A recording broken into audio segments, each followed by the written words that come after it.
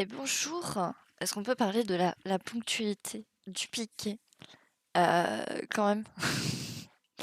Hop, j'arrive dans quelques instants. Je vérifie juste que tous les trucs de communication se sont bien lancés.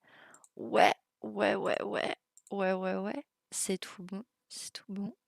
Moi, je fais mon travail sur Instagram. Normalement, ça marchait. Ouais, ouais, ouais. Est-ce que vous allez bien? Est-ce que cette journée des promos sur les aspirateurs et autres petits électroménagers vous ambiance? Voilà, attendez, Instagram, il m'a fait de la merde ou ça se passe comment? Ah non, c'est bon. Ah, je ne comprends pas, j'ai des bugs sur Instagram en ce moment qui sont extrêmement relous. Genre, tu, tu, comment dire? Tu lances une story et elle ne s'affiche pas sur l'accueil, mais elle s'affiche sur ton profil. Salut, hello, bonsoir.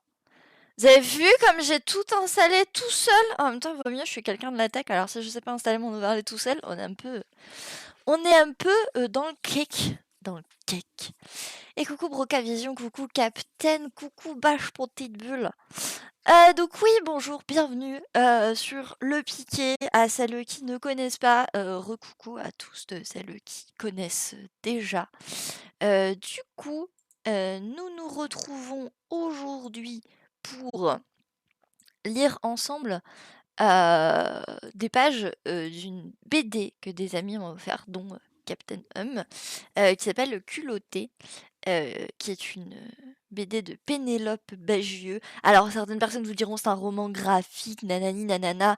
Ouais, ouais, c'est une BD quoi, hein. Enfin, genre les romans graphiques, ce sont des bandes dessinées. C'est juste qu'on a décidé de les appeler romans graphiques pour faire oui, bonsoir. Oui, ce sont des romans graphiques. C'est à destination des personnes cultivées, excusez-moi.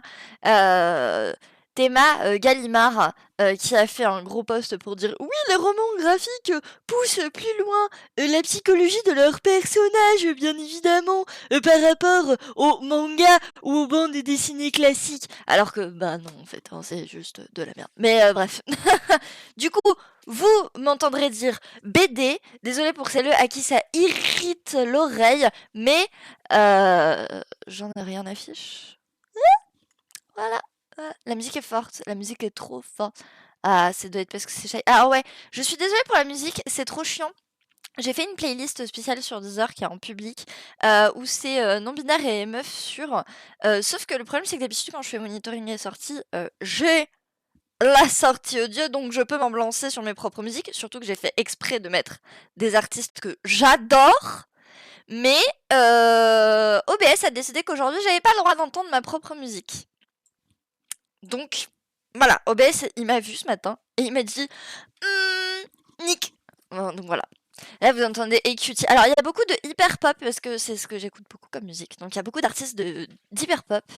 Et voilà, et c'est uniquement des meufs et des non-binaires parce que voilà, c'est encore fort, encore fort. Ah, je m'en rends pas compte. Là, vous avez plus rien entendre. Hop.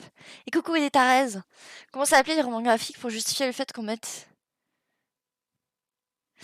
Ouais, non, mais c'est ça, Brocavision. Bah, t'as ça, pour justifier le fait qu'il y ait des one-shots, en fait, parce que j'ai l'impression que c'est un truc qui se faisait moins aussi en BD, les one-shots, qu'en manga. En manga, c'est assez classique que t'aies des séries et que t'aies des one-shots, donc un seul tome. J'ai l'impression que l'appellation roman graphique, ça a été un peu un truc de. À la fois une élite qui a envie de dire oui, non, nous on fait pas de la BD, nous c'est pas Astérix, c'est Obélix, excusez-nous. Et aussi d'une volonté d'essayer de démarquer les séries courtes ou les séries en un seul tome, donc les one-shots, de BD sérielles qui ont des dizaines ou des vingtaines de tomes parfois, voire même beaucoup plus. Je crois qu'il y a genre Elfe et Nain, il doit y avoir, je sais pas, des centaines de tomes, j'ai pas trop suivi, mais voilà. Mais à cette île tout étant que, au final, ça sert toujours au même et que c'est de la merde, quoi. Voilà. Hop. Oui, Watchmen, c'est sorti de manière épisodique. Oui, bah Culotté, c'est en deux tomes aussi. C'est l'intégrale en deux tomes. Non, mais en fait, enfin, maintenant, voilà, c'est des BD, quoi. Donc vous m'entendrez dire BD. Hop. Donc pour cette journée de promo sur les aspirateurs et autres petits électroménagers, nous avons une programmation au piqué que je vais vous dérouler. Ah, j'adore dire à cette île tout est en guitare. C'est vraiment genre cette expression est nul à chier. Du coup, j'adore l'utiliser. Genre vraiment, c'est un de mes petits plaisirs personnels. Surtout si ça irrite les oreilles de certaines personnes. J'adore irriter les oreilles. J'aime pas quand on irrite les miennes par contre, mais l'hypocrisie. Tout à fait assez hilarant. Du coup, voilà, ce matin, on est ensemble pendant 2 heures. Et oui, vous allez adorer et supporter 2 heures de Kid, bien sûr.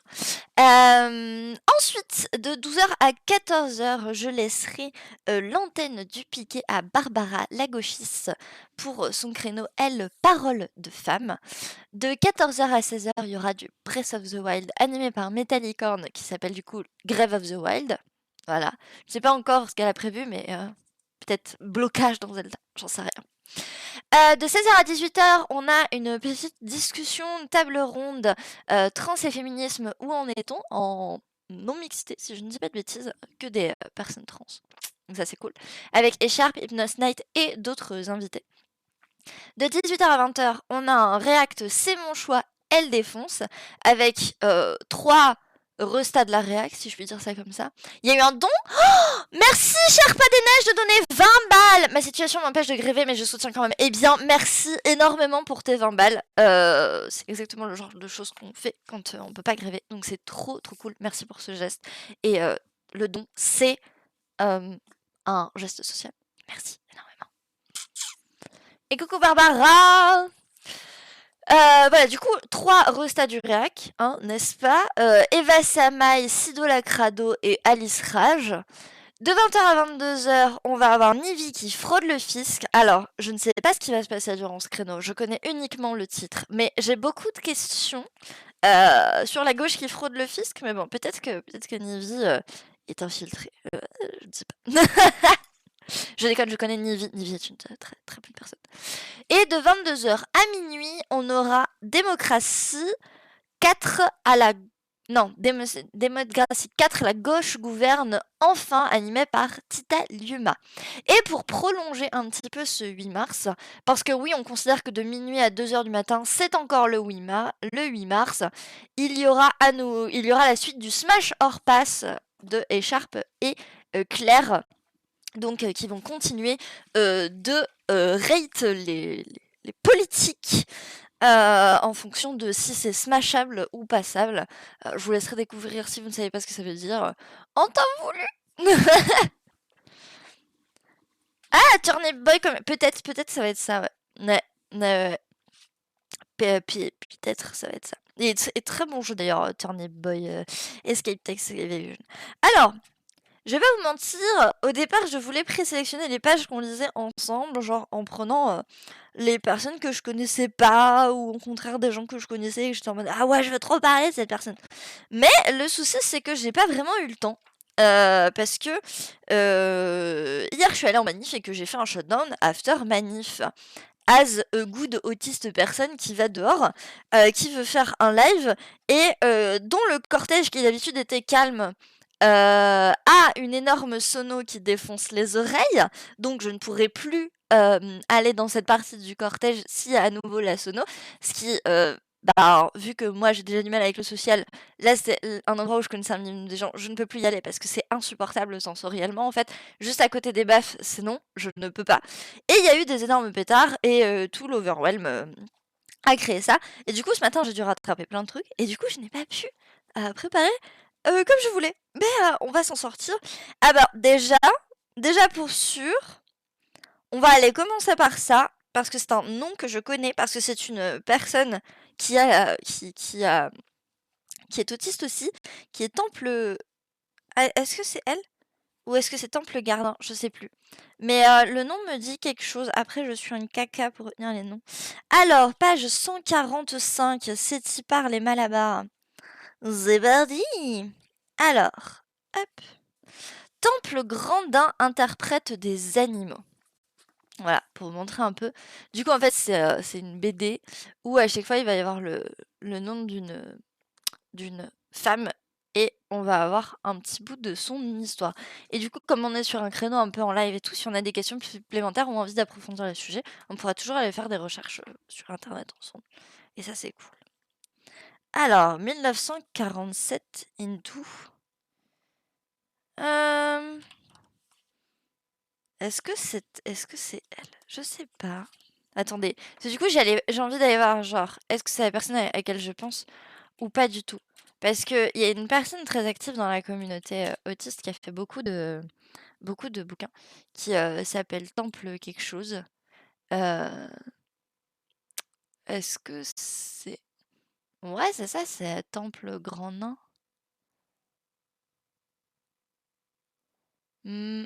Ouais, c'est ça, c'est elle. Ouais, c'est bien ça. Qui a fait du coup des livres qui s'appellent Ma vie d'autiste et Pensée en images, qui du coup parle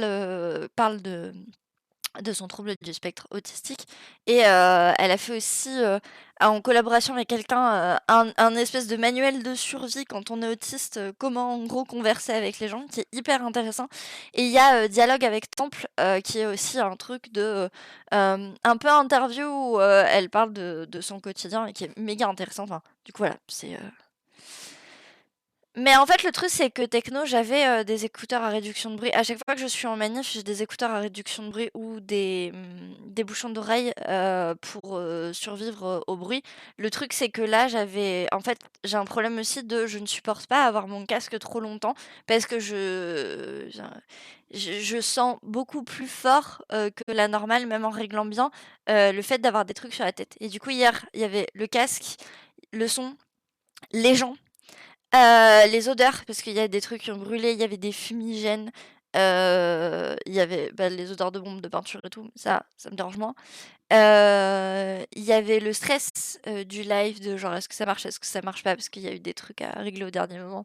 Enfin, c'était une accumulation de trucs qui, en fait, au bout d'un moment, font trop. Et en plus, moi, j'ai un souci voilà, j'ai besoin de réduire le bruit dès que je sors de chez moi, donc j'ai constamment un casque quand je sors de chez moi. Mais le problème, c'est que je ne supporte pas de porter le casque trop longtemps. Voilà, donc la chouette vie des hypersensibilités autistes qui se mettent les unes sur les autres du type: «Ah, t'as une hypersensibilité auditive qui fait que tu peux pas entendre la rue. Ah, mais t'as aussi une hypersensibilité au toucher qui fait que si ta tête tu la sens compressée trop longtemps, tu vas pas supporter». Du coup, c'est genre vraiment un plaisir. Plaisir d'offrir. Plaisir ce trouble. Non, en vrai, c'est plein de bonnes choses. Mais quand il y a les mauvais côtés qui tombent, comme hier, c'est vachement dur de se dire: «Ouais, ouais, non, mais tout va bien, je suis très bien avec ça». Donc Temple Grandin interprète des animaux, né en 1947. Le 29 août, à Boston, naît un bébé pas comme les autres, Marie Temple Grandin. Elle ne sourit pas, ne rit pas, ne crie pas quand on veut la prendre dans les bras. Au lieu d'empiler les Legos, elle fait pipi par terre. Au lieu de jouer aux cartes, elle les mange. Très souvent, elle se met à hurler, à se taper la tête, à tout casser. Personne ne comprend ce qu'elle pense.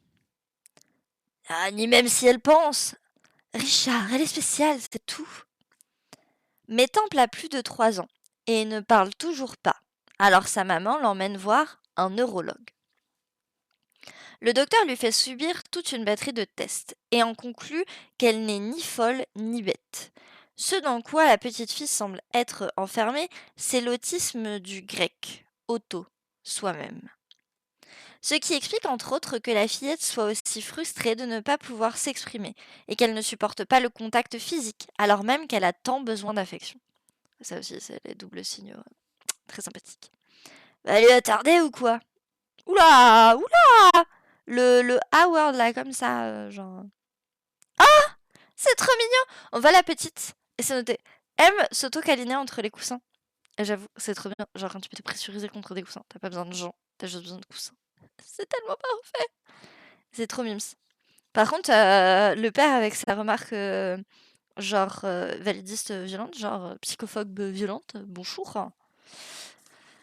À l'époque, les médecins assez peu avancés sur la question expliquent que l'autisme est causé par des parents trop froids qui n'ont pas assez communiqué avec leur bébé. Alors, oui, c'est normal que vous voyez pas la BD, je peux pas vraiment vous montrer des images de la BD. Genre, je peux vous la lire et je peux vous faire ça, mais je peux pas vous montrer des images de la BD, parce que c'est pas une BD libre de droit. Du coup, je peux vous en lire des passages, mais je pense pas que je sois autorisée à genre, vous mettre un PDF, de la BD Et de toute façon, je n'en ai pas, pour être honnête. Mais ça va, ça se lit très bien. Comme c'est biographique, principalement, vu que c'est des mini-biographies de chaque personne, ça se lit assez bien. Du coup, désolé, vous n'avez pas de support visuel, mais j'avais pas mieux. Aime s'auto-câliner entre les coussins. Voilà, du coup, à l'époque, c'est vrai que voilà, les médecins pensaient que l'autisme, c'était parce que les parents n'étaient pas affectueux avec leurs enfants. C'est pas vrai, hein. C'est pas vrai du tout. C'est un trouble neurodéveloppemental, donc en fait, ça arrive quand vous êtes en train de vous développer. Donc on est comme ça, et il y a des facteurs environnementaux qui peuvent influencer, mais c'est pas ça qui cause du tout, selon les avancées récentes. C'est clair qu'à l'époque, on n'en savait pas autant qu'aujourd'hui, et même avec les connaissances qu'on a aujourd'hui, de toute façon, c'est un truc pas bien connu non plus, hein. C'est évidemment complètement faux. Merci, docteur. En réalité, son cerveau se développe extrêmement vite, mais d'une façon très inhabituelle. Son père veut la caser dans un établissement psychiatrique, au plus vite, mais sa mère ne l'entend pas de cette oreille. Tu n'es pas comme les autres, mais tu n'es pas moins intelligente que les autres. Elle la colle alors chez un orthophoniste 3 fois par semaine qui lui apprend à distinguer les sons, puis à former des mots, puis à lier des idées. 8. L'infini, des lunettes. Il lui apprend à communiquer. Enfin. Ça, c'est un parcours assez, comment dire, c'est assez typique dans le trouble du spectre autistique. Alors, il y a plusieurs formes, mais pour beaucoup, il y a ce retard de l'arrivée de la parole, ou au contraire, il va y avoir des personnes chez qui la parole va arriver de manière beaucoup plus vite, bien construite. Donc voilà, ça va dépendre parce que ben, c'est un trouble très varié et complexe qui est sous forme de spectre, qui est un rond sur lequel vous placez des éléments. Au niveau des sensibilités, de la communication avec les, les autres, compréhension des codes sociaux, enfin, c'est très varié.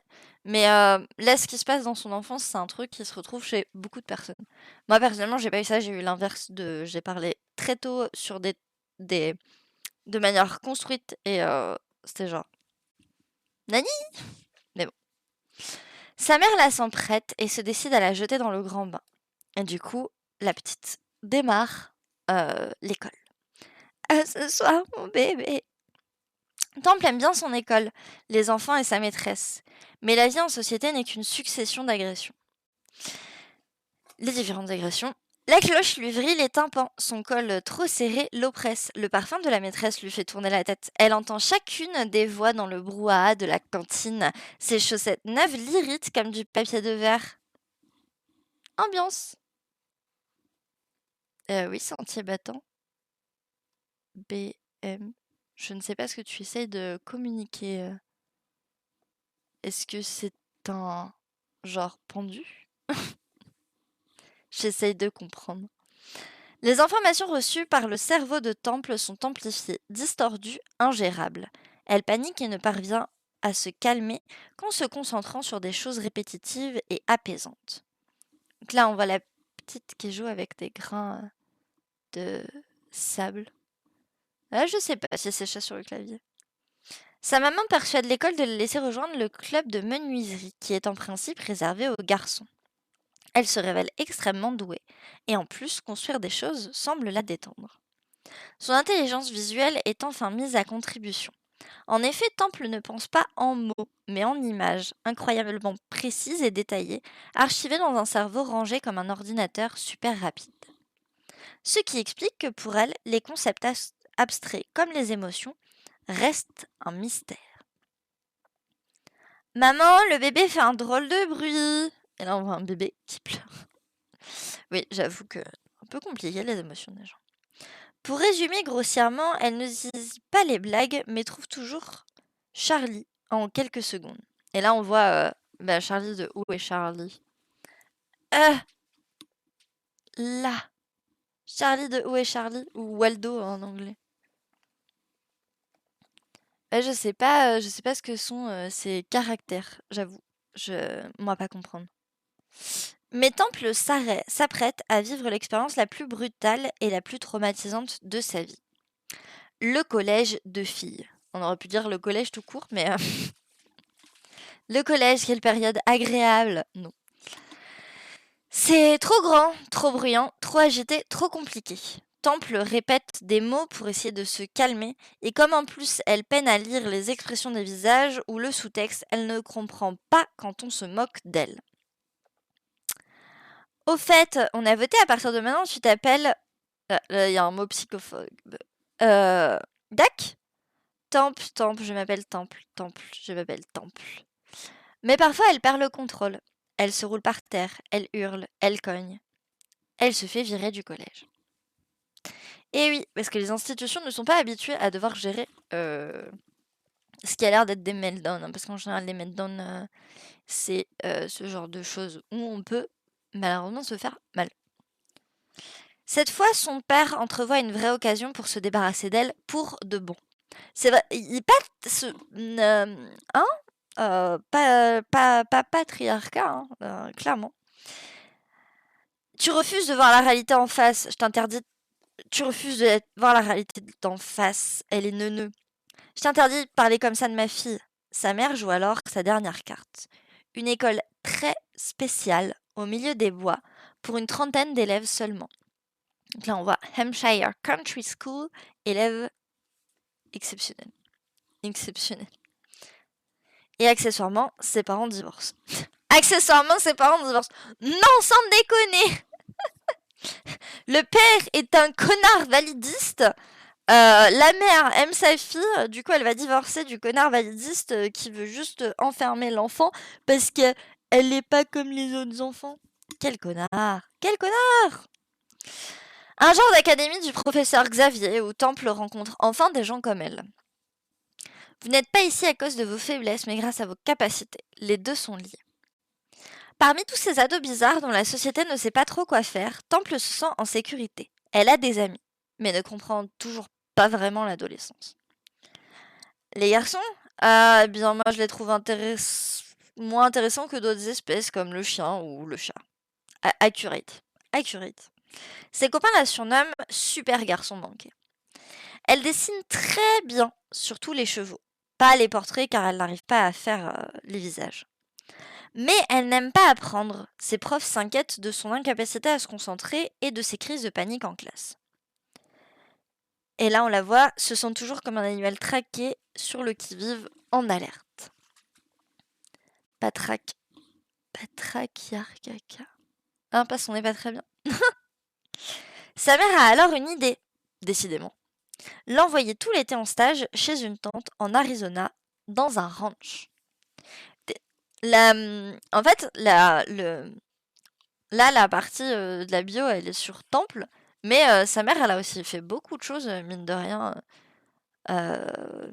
pour elle, sans qui, je pense, elle s'en serait pas sortie comme ça, parce que si elle avait eu juste son père validiste, elle aurait pas pu, elle aurait pas pu être interprète des animaux comme elle est là et faire des choses à l'université et tout ça. Enfin, c'est assez ouf que sa mère ait eu la foi de tenir tête à son père et de quitte à divorcer et tout, mais genre de pouvoir du coup s'occuper de sa fille comme ça, c'est bien. C'est bien qu'il y ait des parents comme ça. Si vous êtes parents, soyez des parents comme ça, s'il vous plaît. C'est une révélation pour Temple. Elle ressent une très forte et très curieuse empathie pour le bétail. Elle ne s'est jamais sentie aussi proche de quiconque. Elle voit les animaux immobilisés dans la machine dans laquelle on les installe pour les vacciner. Ils ont l'air extrêmement calmes, apaisés. Ça lui donne envie de l'essayer en cachette. Elle est blottie, englobée. Elle se sent tellement bien. Donc là, on voit Temple qui s'est mis dans le truc des animaux. De retour à l'internat, elle s'en fabrique une réplique qu'elle appelle la boîte à câlins. Elle demande régulièrement à sa copine de chambre de l'installer dedans pour 1 heure. Trop mimes. Du coup, on la voit dans son petit truc enfermé. Elle l'a fait essayer à tous ses copains pour observer, analyser, étudier leurs réactions. Dirais-tu que tu te sens apaisée ? Oui. Et au fur et à mesure, elle optimise sa machine. Et elle se rend compte qu'elle adore ça. Oui, Elle est obsessionnelle. Et oui, elle sait maintenant qu'elle en fera son métier. Elle fera de la recherche. Du coup, D'un coup, pardon. Les cours l'intéressent. Quand il s'agit de résoudre une énigme, elle aime apprendre. Elle décide d'aller à l'université et d'y étudier les sciences animales. Elle entame donc un projet de recherche sur le bien-être des animaux d'élevage industriel. Tu veux dire les chiens et les chats? Non, non, le bétail. En 1974, personne n'a jamais considéré que cela puisse présenter le moindre intérêt. Même son prof trouve ça débile. Le bétail? Mais pourquoi se soucier d'animaux qu'on élève pour les tuer? C'est vrai, c'est vrai. Soyons spécistes en plus. Ah, c'est ta poche qui a voulu communiquer. Merci, merci de nous souhaiter une belle journée des promos sur les aspirateurs. Sachez que c'est la journée internationale des droits des femmes, par contre, pour de vrai.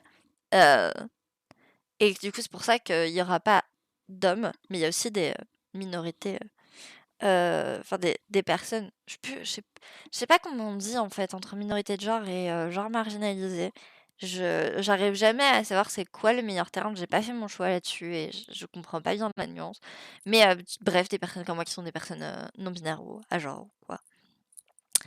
Mais qu'importe, elle part mener l'enquête sur le terrain, dans les exploitations les plus reculées de l'Ouest américain. On peut pas dire qu'elle soit la bienvenue. Et là, on voit des gens l'observer et on a tous les commentaires. Universitaire, ne rigole pas aux blagues de cow-boy, est une femme, de la côte Est, parle bizarrement. Et puis, pire que tout, elle est animée par une lubie qui leur paraît absurde et elle vient se mêler de leur job. Elle parle des bêtes comme si c'était des gens. Plus d'une fois, elle se retrouve bisutée, aspergée de sang à la curry ou bien encore bombardée de testicules de taureau fraîchement castrés. Mais sûr de son bon droit, Temple poursuit patiemment ses recherches. Quand même des sacrées personnes aussi, de genre... Là, on voit les cow-boys hommes qui lui ont cassé la noisette. Sa capacité à s'identifier aux animaux en fait une redoutable observatrice. Mais enfin, vous voyez bien qu'elle se sent serrée là. Donc oui, il y a une petite vache qui n'a pas l'air très bien. Ouais, mais queer, ça remplit pas tout, techno, parce que genre, il y a des personnes qui se disent queer parce que elles sont genre pas romantiques ou quoi, mais c'est pas des personnes qui ne sont pas des personnes cisgenres. Du coup, voilà. C'est de toute façon c'est compliqué les vocabulaires parce que chaque personne a un peu sa définition personnelle, sa vision de l'utilisation. Et moi, j'aime bien le terme queer, mais j'ai l'impression qu'il est utilisé pour beaucoup de choses. Et du coup, j'arrive pas vraiment à genre capter, genre, est-ce que son utilisation c'est uniquement pour les personnes qui ne sont pas des personnes cisgenres? Est-ce que son utilisation va aussi aux personnes LGBTQ+, parce que parfois il y a des gens qui appellent queer toutes les personnes LGBTQ+, donc les personnes qui ne sont pas sous le T, quoi. Donc voilà quoi. Ah, désolée. Euh, je reviens.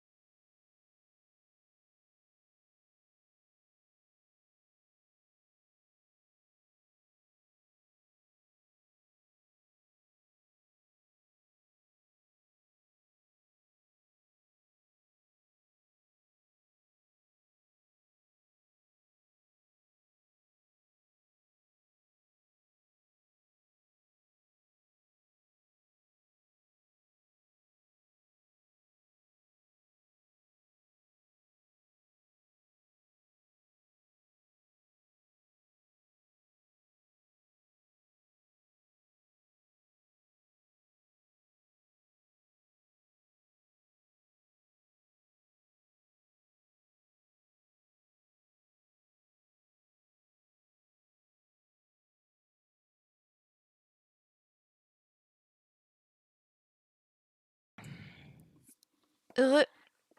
Alors, bah, le cul, justement, il y a des personnes qui disent que c'est pour queer, il y a des personnes qui disent que c'est pour en questionnement, donc c'est un peu pareil, enfin, genre, c'est pas très clair. Moi-même qui fais partie, genre, de la communauté LGBTQ+, et qui suis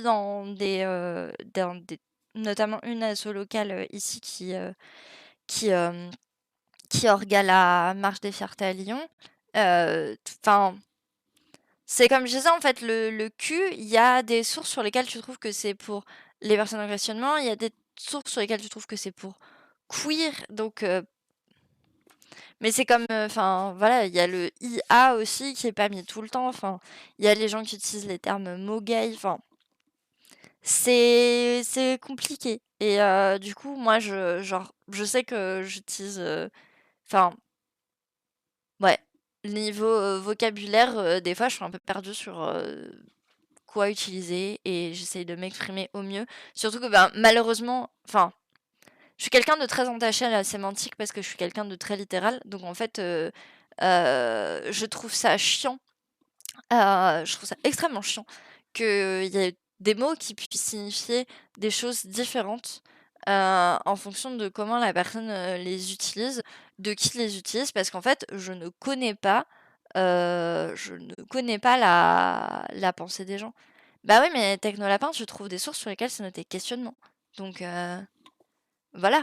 Genre, je suis pas en train de lancer un débat, je suis juste en train de dire que moi personnellement, en tant qu'autiste, je trouve ça insupportable que les mots, ils aient 8 milliards de sens différents en fonction de qui les utilise. Et, et c'est chiant. Et en même temps, c'est normal que les gens ils puissent s'approprier les termes comme ils veulent et tout. Mais voilà, moi, il y a quelqu'un qui dit queer dans un sens, quelqu'un qui dit queer dans l'autre. Il y a des gens qui disent LGBTQ+, pour dire le Q, c'est questionnement. Il y en a, c'est pour queer. Donc, moi, à un moment, je sais plus en fait. Il y a un moment, même dans le militantisme, je sais plus ce que je suis censée utiliser, ce que je suis pas censée utiliser, parce que tu parles à Pierre, tu parles à Paul, tu parles à Jacques, tu parles à Germaine, tu parles à Janine, et les 5 vont avoir des versions différentes là-dessus. Donc voilà quoi. Ah, le mot plus. Oh là là, oui. Plus, surtout à l'écrit. Parce que tu vois, genre, moi, je sais que quand je dis plus dans le sens genre plus, je dis le S pour bien montrer que c'est un plus, tu vois, de l'addition. Mais après, à l'oral, c'est méga flou. Genre, il y en a plus, c'est genre, il y en a plus, ou il y en a plus, ou genre, ou ça t'a plu, ou genre, à l'aide. Mais bon, voilà quoi. Bah oui, c'est ça, queer, c'est aussi le flou. Non mais, enfin, moi, personnellement, je trouve ça assez insupportable. Et toutes les langues ont ce problème, en fait. Parce que t'es censé déduire du contexte, machin et trucs. Mais sauf que bah, quand tu sais pas lire les contextes, genre, excusez-moi, mais...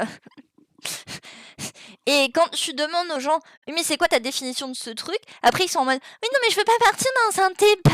Et t'es là en mode, mais putain, je veux pas partir dans un débat. Je vais essayer de comprendre ce que tu me dis. Hein? C'est ouais, non, c'est méga, c'est méga compliqué. Mais du coup, il y a débat, il y a pas débat. En fait, moi, je m'en fous qu'il y ait débat ou pas. C'est juste, j'aimerais bien que les gens, à un moment, fassent des choix. Parce que ne pas faire de choix, ça veut dire que tu sais pas comment utiliser les termes.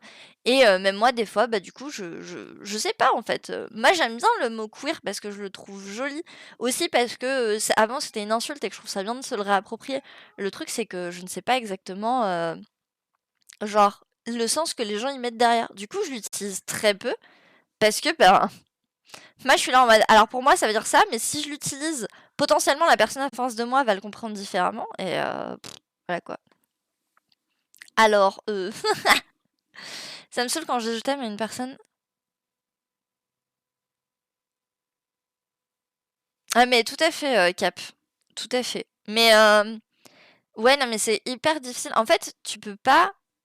Ouais, il y a pas que les hétéros en plus, mais en fait, tu peux pas dire aux gens que tu les aimes parce que les gens, ils sont en mode, oui, si tu dis genre je t'aime, ça veut dire que c'est de l'amour romantique. Sauf qu'en fait, il y a plein de façons d'aimer différentes. Genre, moi, j'aimerais bien pouvoir être libre de dire sincèrement aux gens sans devoir mettre des trucs genre écrire SMS JTM ou je vous aime ou des trucs comme ça, mais dire sincèrement aux gens que je les aime, surtout quand c'est des amis, surtout quand c'est des amis dont je me sens proche, parce que ben, pour moi, le sentiment d'amour amical, il est sincère, il est réel et j'ai envie de pouvoir l'exprimer. Le truc, c'est que comme on associe le je t'aime à c'est forcément romantique, et ben tu peux pas l'utiliser dans d'autres contextes. Et c'est chiant. C'est genre, moi j'aimerais bien en fait pouvoir dire aux gens que j'aime, que je les aime, sans qu'ils soient en mode ah là là, mais tu veux faire des trucs avec moi ou ah mais je suis en couple, attends, ah non mais moi je veux pas de relation romantique avec toi et c'est genre mais moi non plus en fait. Moi je veux juste sincèrement t'exprimer que je ressens de l'affection pour toi en fait. Et du coup quand tu dis je t'aime à des gens que tu n'aimes pas romantiquement, t'es obligé de préciser genre je t'aime comme ami ou genre je t'aime beaucoup pour pas que ça fasse genre juste je t'aime comme une déclaration d'amour et enfin voilà quoi, c'est genre mais c'est ça Cap. Non mais c'est en fait je pense que c'est aussi parce que comment dire, moi j'ai l'impression en tout cas, j'ai eu beaucoup l'impression, c'est peut-être après que dans mon éducation à moi, mais j'ai eu beaucoup l'impression qu'en termes d'éducation, t'apprends pas les diverses formes d'amour que tu peux ressentir. Genre, même dans la même comment dire, culturellement, tu vois? Genre, il y a un truc, moi par exemple, qui m'a beaucoup saoulée, je lis pas beaucoup de shonen, mais il y a plein de gens qui se moquent du fait que ah là là, c'est le pouvoir de l'amitié, machin et tout. Et c'est vrai qu'il y a beaucoup d'écrits qui sont en provenance du Japon, qui sont soit dans des RPG qui sortent du Japon, soit qui sont dans des shonen, des BD pour adolescents, adolescentes. Ah non, du coup, c'est targeté adolescent, mais bref. Et en fait, ça value l'amour amical. Il y en a beaucoup où, genre, c'est ça qui est mis en avant. Et c'est moqué, en fait. Et du coup, genre, t'as l'impression que la seule forme d'amour qui est valorisée dans ce que tu vois et dont les gens ne se moquent pas, c'est l'amour romantique, genre coup de foudre à Notting Hill. Sauf que moi, personnellement, genre, l'amour romantique, c'est un petit peu, genre, c'est pas le plus important dans ma vie, en fait. Je préfère clairement pouvoir ressentir de l'amour amical envers les gens que de ressentir de l'amour romantique. Et en fait, mais on t'en parle pas de ces diverses formes d'amour que tu peux ressentir, comme l'amour que tu peux... Si, il y a deux formes d'amour dont on parle, c'est l'amour romantique et l'amour d'un parent à son enfant. Voilà. Mais l'amour d'amitié... Hmm. Bah, non, en soi, c'est pas le langage qui est l'art du contexte et la subtilité, c'est la communication avec les gens. Le langage en lui-même, genre, les mots écrits, ils ont une sémantique et un lexique précis. C'est juste chiant parce qu'il y a des mots qui partagent plusieurs significations. Et en ça, le langage peut être un peu chiant parce que un mot peut vouloir dire des choses différentes en fonction de ce qu'il y a autour, même à l'écrit.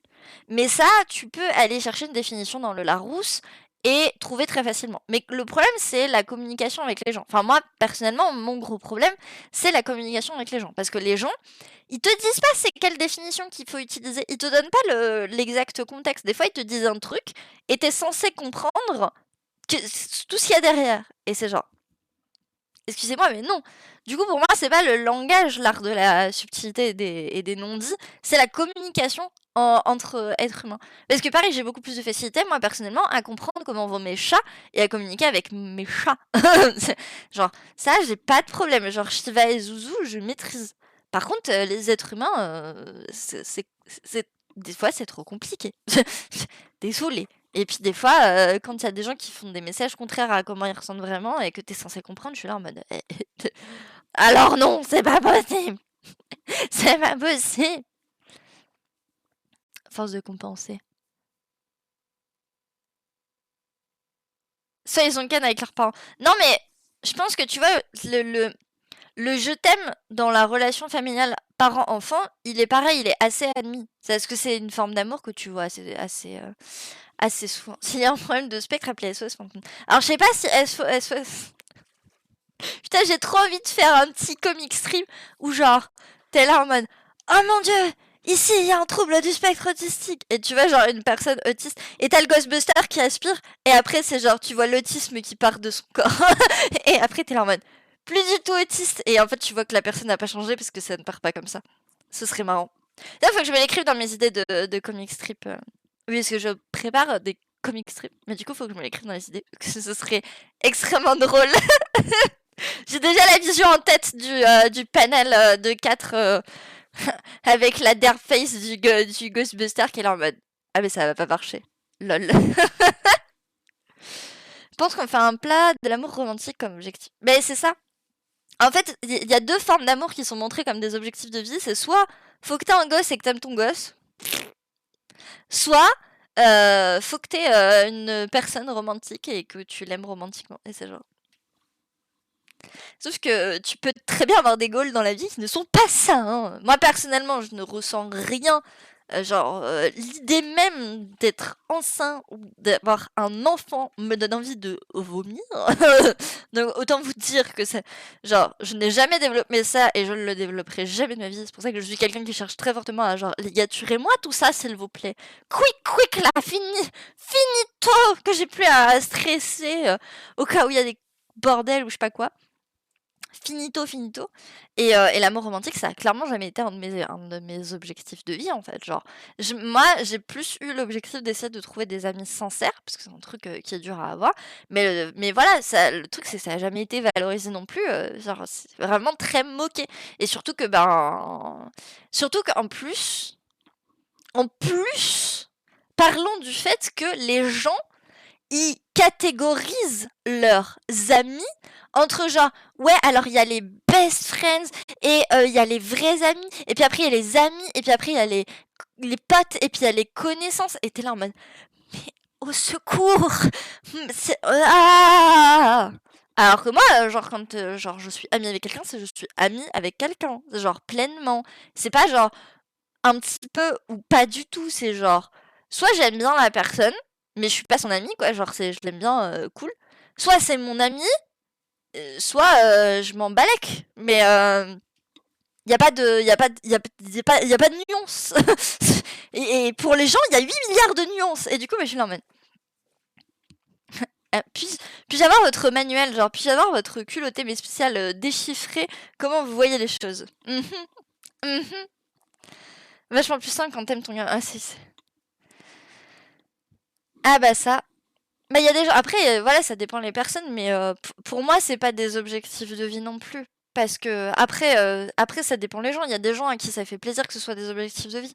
Je pense que enfin moi mon problème c'est plus que c'est présenté souvent comme exemple de ce qui doit être tes objectifs de vie. Ça et des métiers évidemment puisque le capitalisme.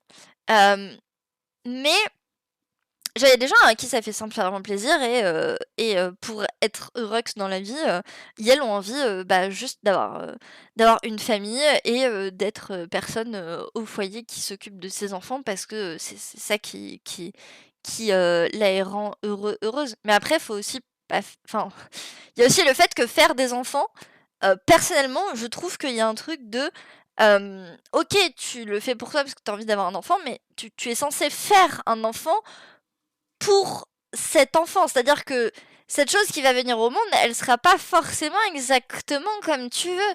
Donc, c'est genre, t'es censé avant tout te dire bon, je vais faire venir un nouveau truc là, il va falloir que je m'en occupe et je veux que ce truc soit heureux. T'es pas censé faire ce truc pour toi être heureux, parce que sinon tu peux négliger. Bref, c'est compliqué. Mais moi, enfin, de toute façon. Moi, ça me parle pas, j'en veux pas de ce truc parce que je comprends même pas comment ça parle à des gens en fait. Genre, vraiment, quand les gens se demandent oui, moi je veux des enfants et tout, je suis là en mode ok, pourquoi pourquoi genre intellectuellement, je pense que quand on m'explique les raisons, je peux voir et genre c'est très bien pour la personne, mais moi je ressens rien du tout. Hein. Franchement, on a un pipou. Ah bah ça. Bah ouais, Broca, c'est ça. Bah c'est ça. Moi, il me faut plusieurs choses dans ma vie aussi. S'il n'y a pas de relation identique, c'est pas possible. Bah, ça dépend en fait. J'ai pas, je pense, enfin, comment dire, c'est compliqué. Il n'y a pas de relation identique, mais en même temps, bah mes amis sont mes amis et genre, et ben j'apprécie mes amis, j'aime mes amis, tous quoi. Et genre. Oui, je vais parler plus souvent à certaines personnes. Peut-être qu'il y a des choses que je vais dire à plus que d'autres, mais je fais pas d'échelonnement en mode ça c'est la meilleure personne et ça non. Enfin, je sais pas, j'arrive pas à comprendre. Et c'est pour ça aussi que c'est dur pour moi de gérer des relations sociales. Et c'est pour ça que j'ai pas vraiment de liens sociaux forts qui se sont développés à part relativement récemment. C'est parce que moi, j'arrive pas à comprendre ces nuances-là parce que bah je sais que il y a des gens avec qui je ressens plus de proximité, mais pour autant, dans ma tête, c'est à la même échelle. C'est-à-dire que ces personnes sont mes amis, donc que ce soit l'une ou l'autre qui a un problème en même temps, je vais aider les deux. Et genre, c'est pas la même relation, mais c'est dans la même catégorie. Et moi, je comprends pas comment les gens peuvent catégoriser différemment. Surtout ça, mon problème. Ah, ça, oui. Oh là là, oui, ça m'avait choqué le tract. Ça m'avait trop choqué ce tract de genre faites des familles blanches. Pardon. C'est- allô? Allô? C'est quoi ce tract d'extrême droite? Qu'est-ce que ça fout là? Est-ce qu'on peut le brûler, s'il vous plaît? Justine. C'est ça, si vous pensez vous réaliser au travers d'enfants, ne pas avoir d'enfants. Ouais, non, mais c'est. Ouais, d'accord. Pourquoi ils en veulent? Bah oui, ça c'est clair, Titinas. Bah oui, parce qu'on demande souvent aux gens pourquoi on veut pas de gosses. Mais on ne demande pas souvent aux gens qui ont des enfants pourquoi t'as voulu avoir des enfants, genre. C'est quoi qui t'a motivé derrière? Est-ce que c'est vraiment une décision de toi réfléchie? Est-ce que c'est parce qu'on t'a montré, oui, toi, tu es gentille personne de la société qui s'intègre bien au capitalisme et au patriarcat? Eh ben, tu fais enfant, tu as famille et tu as travail et tu vas travailler et tu fais pas grève. Sauf que Nick, en fait, tu fais grève et t'es pas obligé d'avoir une famille pour vivre. Mais ouais, du coup, moi, je trouve qu'on demande pas assez. Et le paradoxe total, c'est que par contre, des gens qui veulent adopter parce que il y a des motivations des fois derrière, je- bah, on leur demande toutes ces motivations-là, quoi. Enfin, c'est genre, moi je trouve que la question des enfants, elle est vraiment traitée de manière très bizarre et très hypocrite en fonction de à qui s'adresser. Genre, les gens ne vont pas poser de questions aux personnes qui veulent des enfants. Les gens vont poser des questions aux gens qui ne veulent pas d'enfants. Et les gens vont tout checker pour des personnes qui veulent des enfants, mais qui doivent les adopter. Et c'est genre,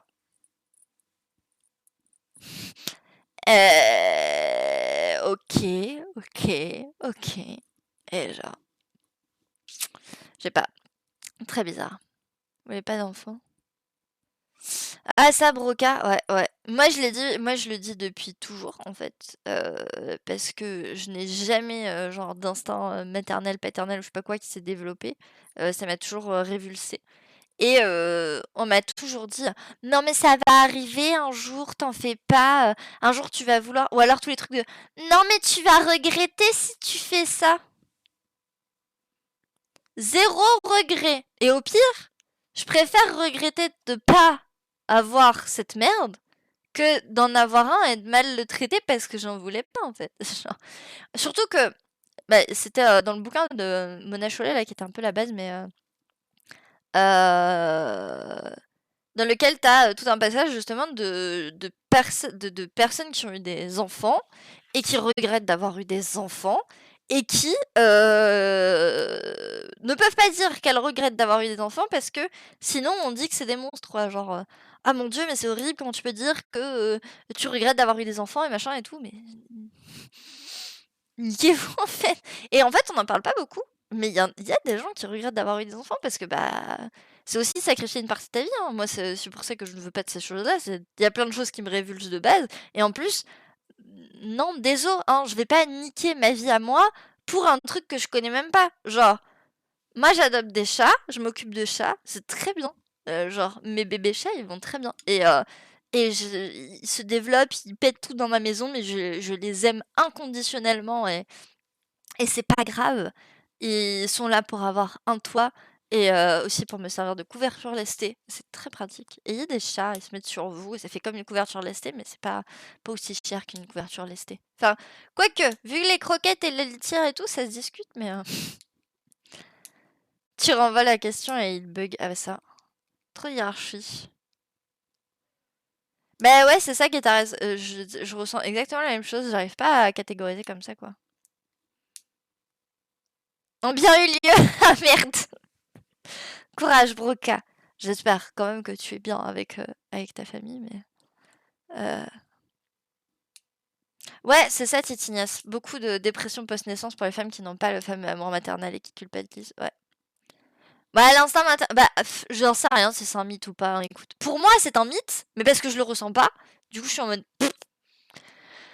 Après, il y a des gens qui veulent avoir des enfants, une fois qu'ils ont des enfants, incroyable et tout. Mais je sais pas si c'est un mythe ou pas. Je me suis pas vraiment renseignée. En fait, sur la question de genre... Comment dire? En fait, comme je m'en fous, parce que moi, j'en veux pas, je me suis pas trop intéressée, et ça ne m'intéresse honnêtement pas, aux gens qui ont des enfants. Et à tout ce qui est les notions d'instinct maternel et tout. Parce qu'en fait, je m'en fous.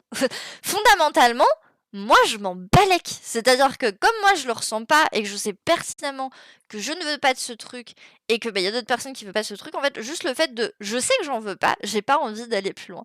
Et j'estime pas en avoir besoin, en tout cas pour les choses sur lesquelles je milite et tout, j'estime pas en avoir besoin. Et il y a d'autres personnes qui s'intéressent à la question et qui sauront ce genre de choses. Mais moi, j'avoue que c'est pas des connaissances que j'ai spécialement envie d'acquérir parce que je suis là en mode...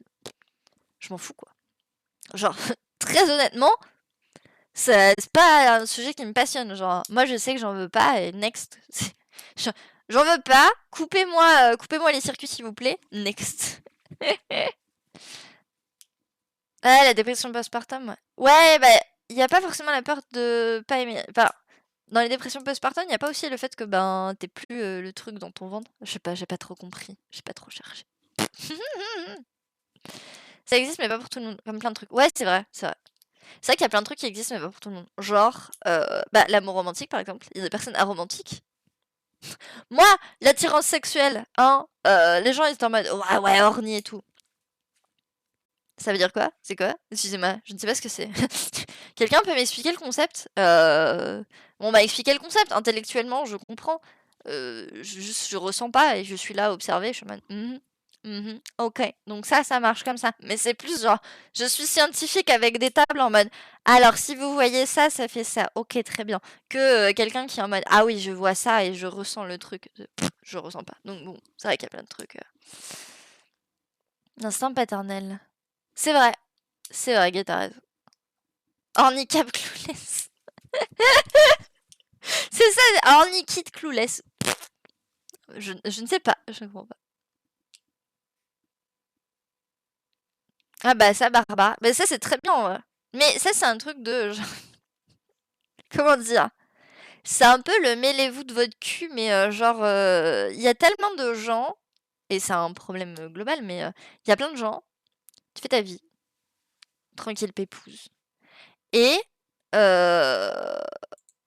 juste parce que tu fais ta vie de ton côté tranquille pépouse, on vient te casser les couilles. Pourquoi? Genre, si vous avez pu faire votre vie comme vous voulez, laissez les autres faire leur vie comme elles veulent. Non, c'est pas possible. Non, c'est pas possible, apparemment. Hein, parce qu'on vient faire chier. Mais de tout temps, ça n'a pas été possible. On vient te faire chier parce que t'es pas hétéro. On vient te faire chier parce que t'es pas cis. Mais genre, moi, je suis ace. Je suis à genre et je suis autiste. Je force pas toutes les personnes que je rencontre à devenir ace ou à genre. Et je les transforme pas en autiste non plus. Genre, je n'ai pas ce pouvoir. Et je m'en balèque en fait. Genre, personnellement, quoi que tu fasses dans ta vie, je m'en fous. Tu me forces pas à être comme ça. Tu fais ta vie, t'es bien. Voilà, fini. Et je comprends pas comment les gens n'arrivent pas à juste... Je comprends pas comment globalement il y a des gens qui n'arrivent pas à comprendre ce principe de... Il y a des personnes qui ont une vision différente du bonheur dans leur vie, qui ont des sentiments différents des tiens, mais ils viennent pas te faire chier pour te forcer à être comme elles. Les seules personnes qui viennent nous faire chier pour nous forcer à être comme elles, c'est les gens qui sortent du patriarcat et du capitalisme, et les gens d'extrême droite qui voudraient que tout le monde soit blanc et hétéro et... Non. Genre... Et au final, c'est ces gens qui viennent casser les couilles aux autres, alors que, désolé, mais l'existence des personnes trans, elle est là depuis très longtemps, et on n'a jamais forcé d'autres personnes à devenir trans, en fait. On a juste dit, bonjour, on existe. Est-ce que vous pouvez, s'il vous plaît, faire des trucs pour que notre existence soit moins compliquée dans votre système qui a été pensé par des gens cisgenres et où vous étiez pas trop dit bonjour, il y a des gens qui changent de... Il y a des gens qui aimeraient changer leur genre sur leur carte d'identité, il y a des gens qui aimeraient faire disparaître leur genre sur leur carte d'identité, des gens qui aimeraient changer de prénom, il y a des gens qui aimeraient faire des chirurgies de réassignation de genre, enfin... on vous dit pas de faire ça tous, non, on veut juste le faire pour nous. Mais voilà, voilà. La grève, oui! Oui, Chris, la grève. C'est pas le but du lobby LGBT. Ah si, tout à fait. Ah si, dans le lobby LGBT, par contre, on veut transformer tout le monde en arc-en-ciel. Quoi? Pardon, fallait pas le dire. Chut. Ça. Ah, mais ça, Hélène... Mais ouais, bah, moi, je sais que ça a changé avec l'âge. Et ça a aussi changé avec, genre, bah... De ce côté-là, j'ai de la chance, c'est que mes parents l'ont vite compris. C'est-à-dire que, genre, quand je leur ai dit non, mais de toute façon, moi, je veux pas d'enfant, je trouve ça affreux. Genre, j'ai vu ma soeur en plus avoir un enfant, alors. Excusez-moi, non, merci. Genre, définitivement, j'ai été au contact de bébé, je suis vraiment en mode. Bon, par contre, l'avantage d'un bébé, c'est que pour communiquer, c'est vachement plus facile. Hein. Genre, si tous les humains y restaient au stade bébé, ce serait très chiant, mais au moins je pourrais communiquer plus facilement parce que pleurer, ça veut dire il leur faut quelque chose. Voilà. Il y a des gens, il leur faut quelque chose et te dire non, mais j'ai pas besoin de ça. Bref. La transe aux transais. Oui, tout à fait. Donnez la transe aux transais. Non, mais voilà. Non, le principe, c'est mon corps, ta gueule. Ouais. Mais si tout le monde pouvait penser comme ça. En fait, moi, c'est plus, c'est ma vie, ma gueule, quoi. Genre, et les autres n'ont rien à dire de ça, mais bon. Mais c'est vrai que par contre, t'as des gens qui te foutent la pression, surtout en fonction de l'âge, parce qu'on commence à moins te casser les couilles quand, bizarrement, enfin après, ça dépend. Ça dépend aussi, genre, moi, je sais qu'on m'a beaucoup cassé les couilles au début de ma vie là-dessus. Maintenant, ça va, et je pense que quand je vais arriver vers les 35-40, si j'ai pas pu me faire ligaturer, ce que j'espère quand même que j'arriverai, on risque de me dire ah, mais t'es sûre, parce que bientôt tu auras la ménopause, tu pourras plus en faire. Bref. Très diminué. Parent 1 et parent 2. Ah. Bah oui, c'est ça. T'as pas besoin d'un papier pour être parent. Genre, t'as même pas besoin d'enfant, techniquement. Enfin, genre, c'est bizarre. Mais moi, j'estime être le parent de ces bébés chats. Enfin, surtout qu'il y en a une, pour le coup, elle me prend vraiment pour, genre, son parent, mais voilà quoi, c'est genre. Tu n'as pas besoin d'un petit papier que te dit c'est bon, petite gommette. Même si ce serait plus simple, j'avoue. Petite gommette. J'avais pas envie d'avoir des enfants. J'ai envie de transmettre des choses. Hop, attends. Mais je peux le faire. Mais oui, c'est ça. Bah, c'est ça, Chris, en fait. C'est genre, si tu veux transmettre des choses, tu peux transmettre à d'autres enfants de ta famille. Tu peux aussi aller dans des assos où tu transmets des choses à d'autres enfants. Enfin, il y a plein de moyens de faire de la transmission si t'as envie de transmettre des choses autrement, quoi. Genre, tu peux même faire du Twitch et transmettre des choses via Twitch. C'est possible. Ou via YouTube. Pardon. T'as froid, oui. T'as chaud, oui. Ah, ça, ce serait pratique, là. Pleurer chez un bébé, c'est pas... Attends, j'ai pas vu. Ah, j'ai raté des trucs. Mimami, mamou, mimi, mamou. Je rattrape.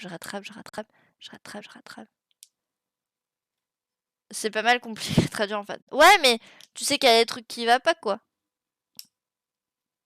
T'as froid, oui, t'as chaud, oui. Mais c'est ça, Guettari, c'est ce qu'on disait. Les gens qui veulent avoir des enfants, on leur pose pas ce genre de questions aussi en mode t'es sûr? C'est irréversible, hein. Une fois qu'il est là, il est là. Fini. Fini. Ou en redevenant prof. Ouais, bah moi je voulais être prof aussi. Et turns out que non. L'éducation nationale, c'est non. Et puis de toute façon, je peux pas vraiment... je peux pas travailler dans le système de travail comme il est actuellement. C'est pas compatible du tout avec mon trouble. Moi, je suis à des points sur le spectre qui me rendent le travail sous le capitalisme très compliqué. Et du coup, je vais être obligée de trouver soit à 50%, soit d'être en indépendant pour pouvoir gérer mes trucs. Et voilà. Et il va falloir que je j'essaye de voir pour avoir la hache aussi. Enfin, je me lance dans des démarches très bordéliques parce que j'ai pas le choix, parce que la vie classique sous le patriarcat capitalisme ne marche pas avec ma personne. Étonnamment, hein, bien sûr. Personne n'est étonné. Mais c'est ça, t'auras ta famille de cœur et tout. Bah ouais, tout à fait. Tout à fait. Et coucou à Misoa. Remplaçant pendant 3 ans. Ouais, je comprends. Bah, moi, j'ai été apprenti prof pendant 2 ans. Et c'était trop bien. Mais c'était en même temps très fatigant. Et en plus... Bah ouais, c'est ça. C'est ça. Bah t'as beaucoup de classes, t'as beaucoup d'enfants. Et puis moi, en plus, j'étais aussi dans les cours de français langue secondaire. Donc il y avait aussi tout l'aspect... non seulement t'apprenais aux enfants à parler français, parce que ben elle venait d'arriver dans le pays et devait apprendre la langue, mais en plus tu devais les aider à gérer des situations familiales parfois très compliquées. Et c'est dur en fait. Même moralement, c'est dur parce que tu peux pas être là pour tout le monde et que t'as pas envie d'en laisser sur le carreau, quoi. Et voilà, quoi. Bref. Non, mais le système de l'éducation nationale, de toute façon, il ne va pas, il ne va pas bien, hein, clairement. Et c'est aux dépens à la fois des personnes qui travaillent dans l'éducation nationale, que ce soit de côté administratif ou côté prof, et aussi bah, aux dépens des élèves, en fait, parce que c'est elles qui suivent le truc. Mais bon, le gouvernement, il préfère donner de la thune aux SNU, hein, pour transformer les petits enfants en fachos. Voilà. Ou mettre de l'argent aux flics, parce que c'est vrai qu'on a grave besoin de ACAB dans la rue. Hein, c'est, ouh là là. Bref. J'adore ce gouvernement, n'est-ce pas? Pas avoir de sens. Ouais, après, ouais. C'est bien pour toi que tu arrives à vivre sans ça, parce que moi, des fois, je me pose des questions existentielles sur le sens de ma vie, et je m'auto-déprime. Je déconseille. Ou alors, je conseille 100% si vous voulez déprimer. Plus qu'un truc de transmission. Ah, la courroie. Ah, plus qu'une courroie. J'ai pas compris. Ah si, parce que la courroie... Ah, j'ai compris. Pas mal. Je sais pas pourquoi courroie s'est fait automodé. C'est peut-être un mot d'insulte en anglais. Donc voilà. Non mais voilà, le fameux SNU, hein, le SNU. Le SNU, ça coûte des millions de pognons à l'État, et l'État préfère mettre sa thune dedans que la mettre dans l'éducation. Voilà. Les décisions actuelles. Non mais ça mange un pognon de dingue, hein. Ah non, mais... Alors l'autre automate, c'était parce que tu as mis le mot arrière. Et du coup, je pense que comme arrière, ça peut genre, tu sais, être genre arrière-train, fesses ou cucu, et bah voilà quoi. Tu veux pas traiter les gens de courroie, c'est ça. Bah c'est ça, Broca. Actuellement, ils veulent faire de l'abrigadement, pas de l'éducation. Eh ouais. Eh ouais. Et oui, c'est ça. Ah, c'est une connotation progressive. Et oui, l'automate fait pas la différence entre les langues. Et coucou Cuthbert, du coup. Donc on était sur Temple Grandin, interprète des animaux, qui, après un début de vie un peu compliqué, avec un père bien merdique, sa mère divorce, et elle devient universitaire, fait des recherches sur les animaux de bétail, et on était à ses recherches, c'était où qu'elle allait déjà? L'Ouest américain. Voilà, dans l'Ouest américain, sur le bétail. Donc, sa capacité à s'identifier aux animaux en fait une redoutable observatrice. Temple sait que, comme pour elle, la pire ennemie des vaches n'est pas la douleur, mais la peur. Vous leur criez dessus et vous les tapez pour les faire avancer, mais si elles n'avançaient pas, c'est qu'elles ont une bonne raison, vous les terrorisez. Il existe plein de façons très simples d'améliorer leur confort pour peu qu'on le veuille. Temple s'est mise à leur place, la réalité partagée, pour comprendre ce qui les angoissait par exemple. Et du coup, là, on voit une petite vavache. Et tout ce qui l'angoisse, l'isolement, un drapeau qui flotte au vent, une ombre projetée, un sol glissant, les cliquetis d'une chaîne. Utilisant son 6e sens animal, elle imagine des moyens de les rassurer. Faudrait les faire avancer groupés et en évitant les lignes droites. Elle commence à dessiner instinctivement des plans extrêmement détaillés. Oui, comme elle a sa pensée en images. Dans le cadre de son doctorat, elle visite des abattoirs aux conditions insoutenables de cruauté. Si l'enfer existe, j'y suis, écrit-elle alors. Elle se met à organiser des visites, filmer, interpeller le grand public, mettre les propriétaires d'abattoirs face à leurs responsabilités. Tenez, je vous les offre mes plans, utilisez-les, bon sang. Au début, on la prend pour une folle, ou une débile, au choix. Mais sa Temple commence à avoir l'habitude. Bien sûr, il est difficile pour une amie des animaux de travailler avec ceux qui les élèvent pour les tuer. Bien sûr, ce ne serait encore mieux si on ne les tuait pas du tout. Malheureusement, le monde entier ne va pas devenir végétarien du jour au lendemain. Et en attendant, ces animaux ne méritent-ils pas d'avoir quand même une meilleure vie? Parce qu'ils font mourir, sont-ils forcément obligés de souffrir? Elle veut imposer des critères, mais comment quantifier le bien-être, le niveau de stress? Temple, qui n'est plus à une folie près, met en place une grille d'évaluation très sérieuse. Il s'agit de comptabiliser le nombre de meux sur le chemin de l'abattoir. Parce que normalement, si tout va bien, une vache n'a pas à mugir, ni à courir, ni à tomber. Le ratio à scrupuleusement respecté est de 3 meux maximum par groupe de 100 vaches. Oh, ça fait pas beaucoup de meux. Meux. Hop, parce que bon, on nous baratine à l'école avec la résistance, révolution, démocratie. Bah ouais, c'est clair, Broca, c'est clair. Avec un accent, ça peut être psychophobe. Ah bon? Bah je le connais pas. J'essaye de réfléchir, mais je pense que je connais pas le mot. Ça doit être pour ça. Ça doit être pour ça. Seuls 25% des abattoirs américains réussissent le test. Est-ce qu'on est étonné? Bien sûr que non. Au départ. Mais l'influence de Temple est devenue telle que tous ont besoin d'obtenir son label, alors ils sont obligés de se mettre au boulot. Et en plus, Temple élève le niveau d'exigence chaque année. Les gars, ils font une gueule pas contents là, assez incre. Pour se faire bien voir, les grandes chaînes de fast-food, elles aussi, commencent à exiger de la viande validée par Temple Grandin. Rapidement, plus de la moitié des exploitations des États-Unis s'y plient. Eh bah dis donc, réussir à faire plier la moitié des États-Unis? Ouais, petit chat. Mais elle vient sur les genoux. Mais t'es bête. Mais t'es bête, petit chat. Qu'est-ce qu'il y a? Aïe, aïe, aïe, aïe. Elle est sortie du cadre. Ils vont juste leur couper les cordes vocales. Ouf. Non, a priori, du coup, ils ont vraiment changé leur manière de faire.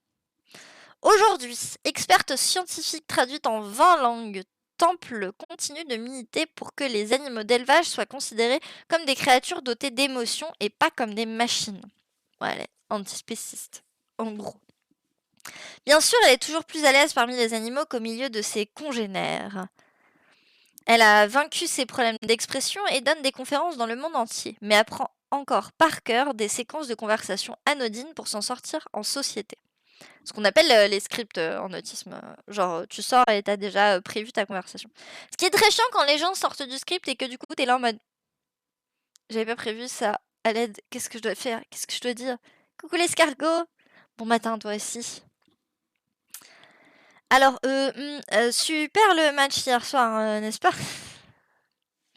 Ambiance. Bébé! Et je peux pas vous la montrer, je pense. Non, en plus, elle est à côté de mon tapis de souris que je peux pas montrer, là, le tapis de souris de la honte. Et coucou Junior, coucou Dia! Coucou à tous les camarades qui arrivent. Ah oui, c'est 11h, c'est l'heure de se lever, je suppose. Hop! Moi, j'étais levée trop tôt. Elle reste irritée par les bruits parasites, perplexe face à l'ironie, et elle continue de laver ses chaussettes neuves plusieurs fois avant de pouvoir les porter. Et j'ai toujours ma boîte à câlins, la fameuse du début. Elle incite le monde à poser un regard différent sur le spectre autistique, notamment à travers ses livres. Ce qui m'énerve aujourd'hui, ce sont tous ces gamins renfermés sur eux-mêmes qui ne réfléchissent pas comme les autres et qu'on ne met pas sur le bon chemin, celui de la Silicon Valley. Ouais.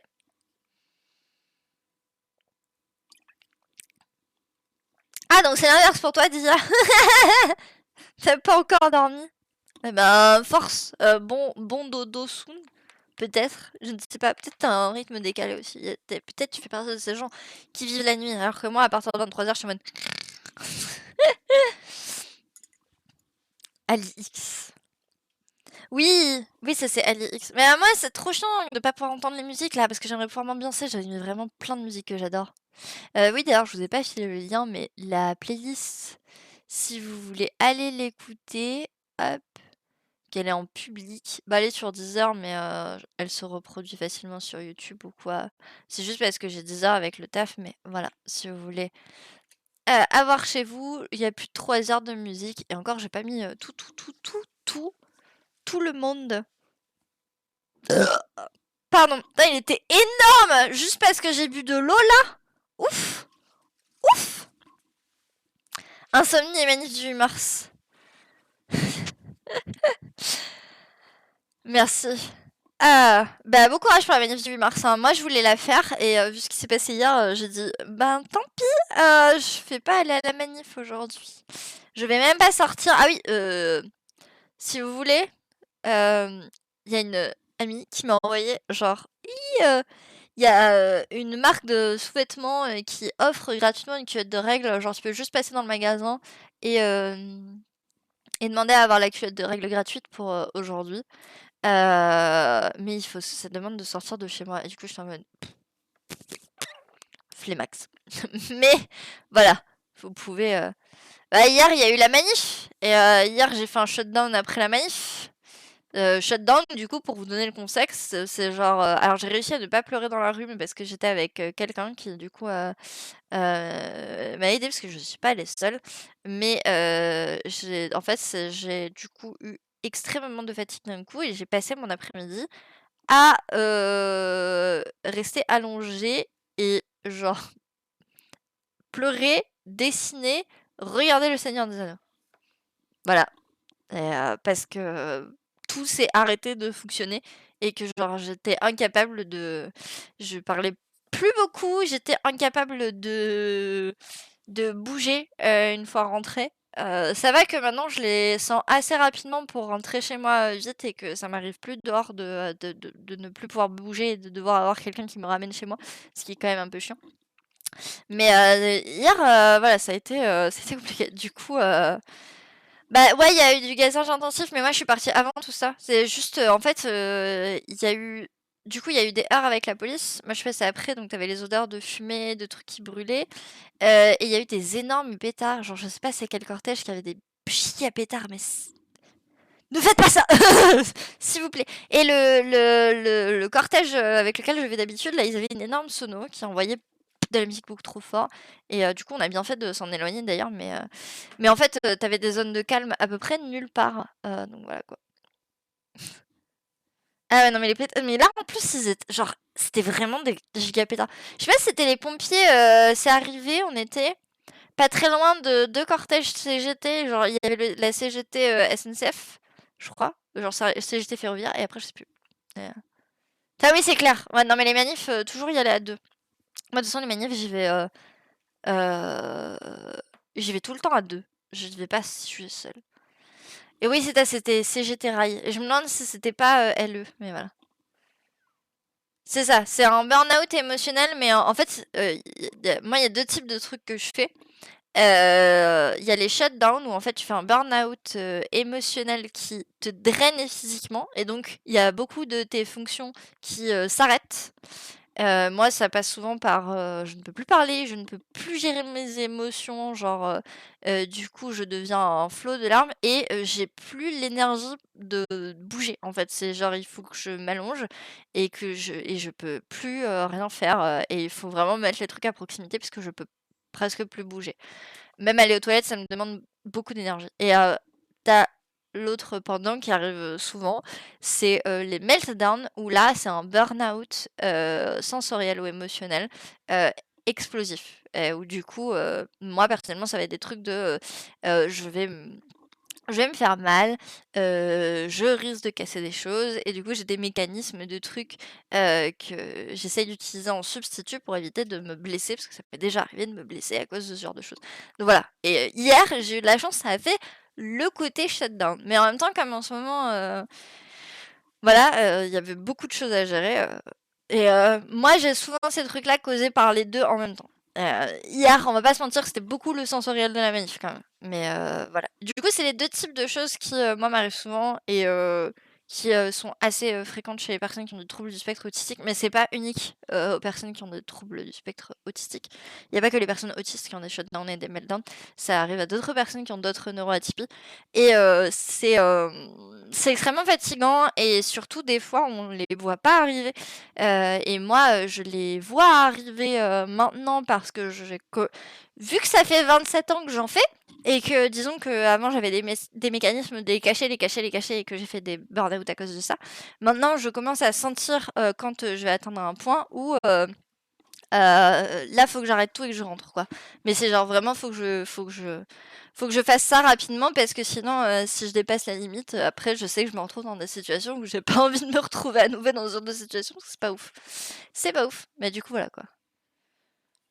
Ah bah ça, Guetarez, je t'invite à faire des recherches approfondies là-dessus, mais il y a plein de personnes qui en parlent très bien, et moi j'ai appris ce que c'était, mais du coup j'ai appris aussi pourquoi des fois j'avais des moments comme ça, parce que bah, quand tu sais pas, moi j'étais en mode, mais je ne comprends pas pourquoi les gens ils ont pas ça, ou alors tous les gens ils font comme moi, et ils essayent de cacher au maximum qu'ils ont ça, et en fait non, c'est parce que tout le monde n'a pas ce genre de choses de manière aussi violente. Ah, les angoisses chroniques. Ah bah en ce moment je fais pas mal de... Je sais même pas exactement ce que je fais, faut que j'aille me chercher, mais j'ai des montées d'anxiété un peu random qui m'arrivent et qui n'aident pas mon état en ce moment.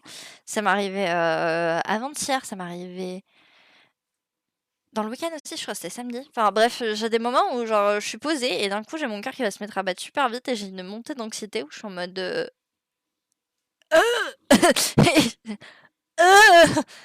Mais voilà, et du coup, comme j'ai fait ça hier, j'avoue, cet après-midi, j'ai dit je vais pas y retourner parce que demain je dois reprendre le travail. Je vais pas être à même de reprendre le travail si j'enchaîne shutdown, meltdown, ou shutdown, ou voilà. Genre, surtout que demain il va falloir. Demain il y a des gens. Oh là là, il y a des clients et clients. Ah, j'ai pas très hâte. J'avoue, j'ai pas très hâte.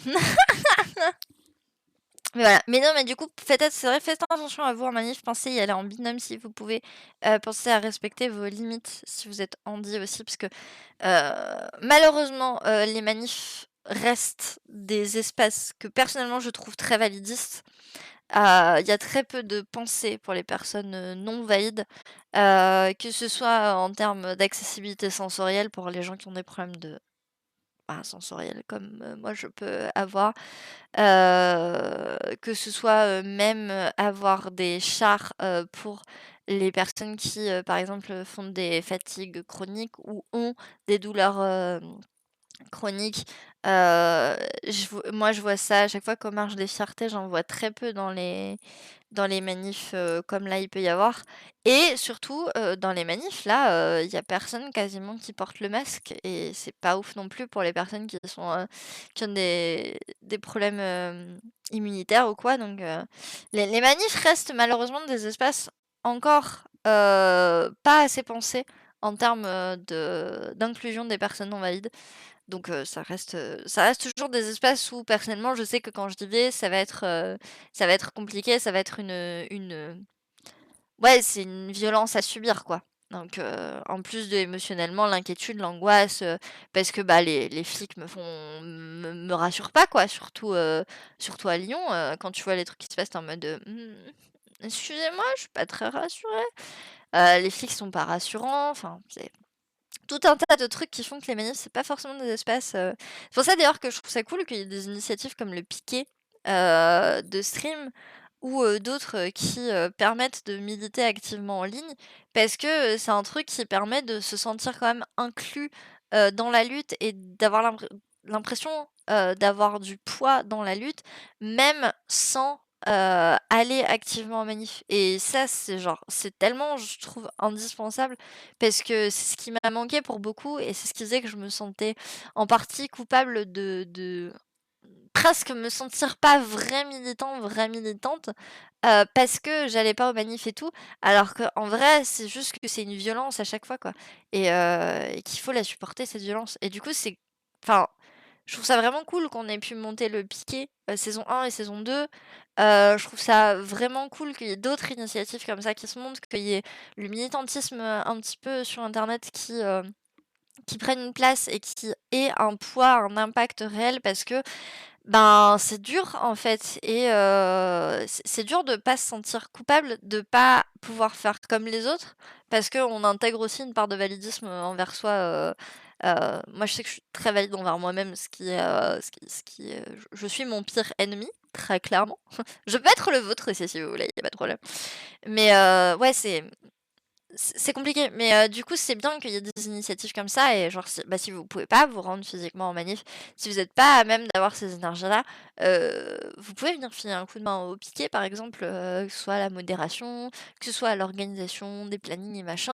Si vous streamez, enfin voilà, moi par exemple, en plus du stream, j'aide, à ce qui va être les tests techniques, pour les personnes qui prennent les relais sur les piquets, j'aide à la communication sur les réseaux sociaux, enfin voilà, il y a plein de choses, possibles et c'est chouette qu'on les mette un petit peu en avant parce que ça permet de se sentir un peu plus, dans la lutte, même si on peut pas y être physiquement. Voilà, donc ouais, mais c'est ça Barbara, c'est exactement ça. Je comprends. J'espère que tu t'en es remise et que tu t'en remets sinon parce que ouais, mais c'est ça, mais même physiquement, enfin, tu piétines, t'es debout, faut aller y marcher, tu serré dans le métro, tu peux te prendre des mauvais coups. Enfin non, ouais, c'est vraiment des événements, je trouve, qui peuvent être violents, pour les personnes handies et pour ça que c'est un effort à faire. Enfin moi, clairement, c'est pour ça que je vais à très peu de manifs et quand j'y vais, genre, c'est un effort et là, par exemple, je sais que, bah, en fait, je peux pas streamer en manif. J'ai essayé mardi et c'était trop de charges, et trop de trucs en même temps et ça a fait, genre, mon cerveau, il a fini par faire: «Trop? Stop, je m'arrête. Ça suffit. Pousse, pousse, on a dit pousse». Ouais, la foule en manif, ouais. Bah, si, moi je trouve qu'il y a beaucoup de choses. Coucou Stéphane, coucou Tuyau. Bah c'est ça, ouais, Barbara, c'est ça, c'est dur. C'est dur et c'est... Voilà. Comme je disais, hein, moi je culpabilise beaucoup et j'essaye de culpabiliser beaucoup moins. Aussi parce que je suis dans une phase d'apprentissage et d'acceptation de mes limites. Mais ouais, pousse. Ça, c'est mon cerveau, quand il y a trop de trucs en même temps, il fait stop, te pousse, on arrête. Là, je demande une pause. On arrête toutes les fonctionnalités. On revient plus tard. Ce qui n'est pas très pratique parce que quand tu perds aussi tes capacités de communication et que du coup tu peux pas dire aux gens je ne peux plus communiquer et que t'es juste en mode je peux rentrer, je vais mourir. Là je vais tomber. C'est ça, c'est ton cerveau il a Valérie Giscard d'Estaing devant il fait je vous demande de vous arrêter. Et t'es là en mode super. Mais en fait j'ai encore besoin de toi pour survivre jusqu'à rentrer chez moi. Est-ce que tu peux rester un petit peu, juste un petit peu. Mais bon ouais, mais c'est hyper dur de pas se sentir coupable. Mais parce que ça vient voilà de notre société capitaliste et patriarcale, elle est aussi très validiste et du coup on, on intègre mal enfin moi je sais personnellement que j'ai très mal intégré le fait d'écouter, euh, de m'écouter et de me faire confiance. Ah c'est Balladur? Ouais je me souviens plus. C'est les mêmes vieux de droite, voilà. Moi il y a des gens je les ai intégrés dans la case vieux de droite, voilà. Je pense que je reconnais Chirac comme vieux de droite. Voilà. Mes capacités sont limitées. Mais en même temps, c'est la droite. Ils se ressemblent tous à droite, hein. En même temps, c'est normal. Ils sont tous blancs et riches et hommes et valides et on peut faire la liste comme ça, mais du coup, forcément, ça... Ah, la non-mixité à droite, hein, présent, hein, présent, mais pas pour les bonnes raisons. All droitos, bah si, en fait. Tout à fait, all droitos. All men, all droitos. Suffit d'aller souvent chez les Vassamain. Mais en plus, je suis des streams avec des gens qui mettent des vieux de droite. Mais à chaque fois, j'oublie qui c'est. Mais je pense que mon cerveau, maintenant, il fait un genre... je trie automatiquement certaines informations. Et du coup, il y a des choses, elles font... Process rapide, au revoir. Pas nécessaire de retenir. Et du coup, c'est rangé dans une catégorie vague quelque part en mode vieux de droite. Voilà. Mais bon, ça me suffit. Des gens à connaître maintenant, j'essaye. J'essaye en plus parce que je ne me rappelle pas de tous les politiques de maintenant parce qu'il y en a beaucoup trop. Il y en a beaucoup trop. Arrêtez d'être si nombreux et nombreuses sur Terre, s'il vous plaît, c'est beaucoup trop. Beaucoup. Arrêtez d'être de droite aussi. Peut-être j'aurais moins à retenir s'il y avait moins de gens de droite. Hein s'il vous plaît. C'est partisans. Ah, les partisans de Balladur baldérisé. Oh, bordélisé, baldérisé. Ça veut rien dire, baldérisé. Bah si, Balladur baldérisé. Bah oui, ils sont vieux dans leur tête, ouais. Oh.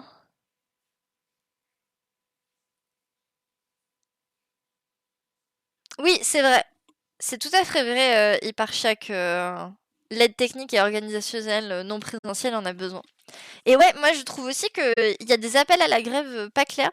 Moi je trouve aussi que c'est très difficile. À chaque fois à Lyon, c'est parce que j'arrive à grappiller des informations dans des discours syndicaux à droite à gauche, mais je trouve ça aussi difficile des fois de savoir quels sont les points de rendez-vous des cortèges, savoir l'organisation des cortèges, savoir le parcours de la manif. Je trouve qu'il y a plein de choses qui sont difficiles parce que tu vois pas forcément les appels nationaux, tu sais pas forcément où chercher localement. Et en fait, il y a beaucoup d'infos qui se perdent. Et c'est vrai que ben, de ce point de vue-là, gagnerait à avoir un petit peu des gens qui puissent s'organiser et tout. Ce serait bien. La seule grève faisable, c'est lors des appels nationaux et intersyndicaux. Bah oui, mais même là, le fait que la grève est reconductible, c'est pas super clair. Genre, il y a des gens qui sont en mode oui, c'est reconductible, il y a des gens qui sont en mode non, alors qu'il me semblait qu'il y avait eu un appel national à la grève reconductible, quoi. Donc, CGT Finances Publiques appelle la grève du 8 mars, ça me fait une belle jambe. Ouais, c'est ça. Que ce soit un appel. C'est pas reconductible. Bah ouais, mais c'est ça. Alors que normalement, l'appel, c'était grève reconductible à partir du 7 mars. Mais du coup, genre, c'est pas... Ouais, c'est pas clair. De ce côté, je suis d'accord. C'est très chiant. L'intersyndicale n'appelle pas à la reconductible. Merci CFDT et UNSA. Ah, c'est pour ça. C'est pour ça, il y a eu des discussions intersyndicales. Ah non mais... Ah non mais... Ah, pardon, je regardais parce que j'avais beaucoup de notifications, mais ça va. C'est pas le piquet qui est en train de prendre feu. Tout va bien. Le piquet ne brûle pas. Il n'y a que le gouvernement qui doit brûler. Oups. Ah ouais. Quand même. T'as toujours fait halluciner. Ouais, non mais les droitos déjà vieux. Voilà, la Silicon Valley. Cette forme d'intelligence différente est une des raisons pour lesquelles certains ont longtemps cru que les animaux ne pensaient rien. Parce qu'elles ne peuvent pas les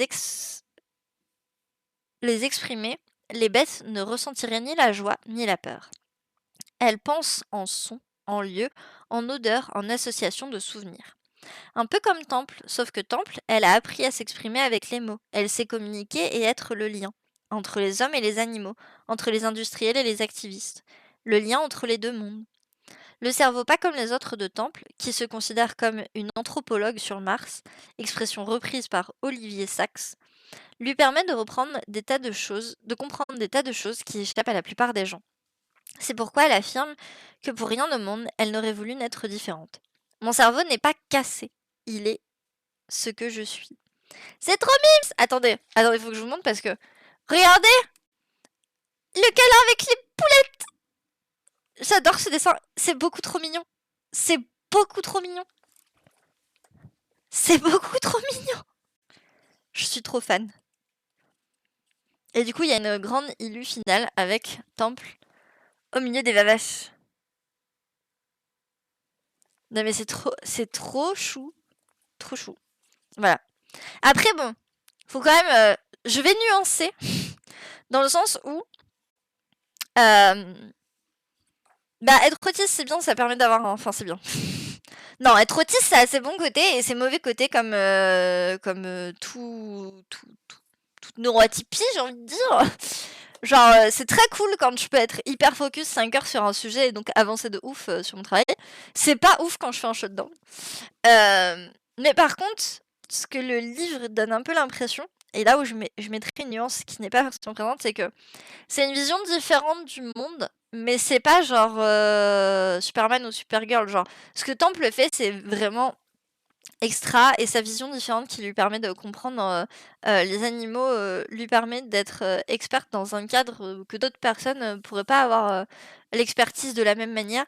Mais bah, on n'est pas tous comme ça, et on n'est pas tous voués à des super pouvoirs, et on n'est pas tous voués à donner l'impression qu'on a des super pouvoirs et machin.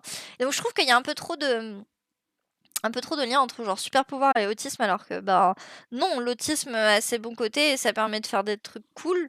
Ça permet d'avoir un cerveau qui des fois te met dans des loops cool, et des fois c'est le truc qui va te mettre au fond et où tu vas rien supporter et où ça va être méga chiant. Et en fait tous les autistes ne pourront malheureusement pas être comme Temple, parce que c'est pas un super pouvoir.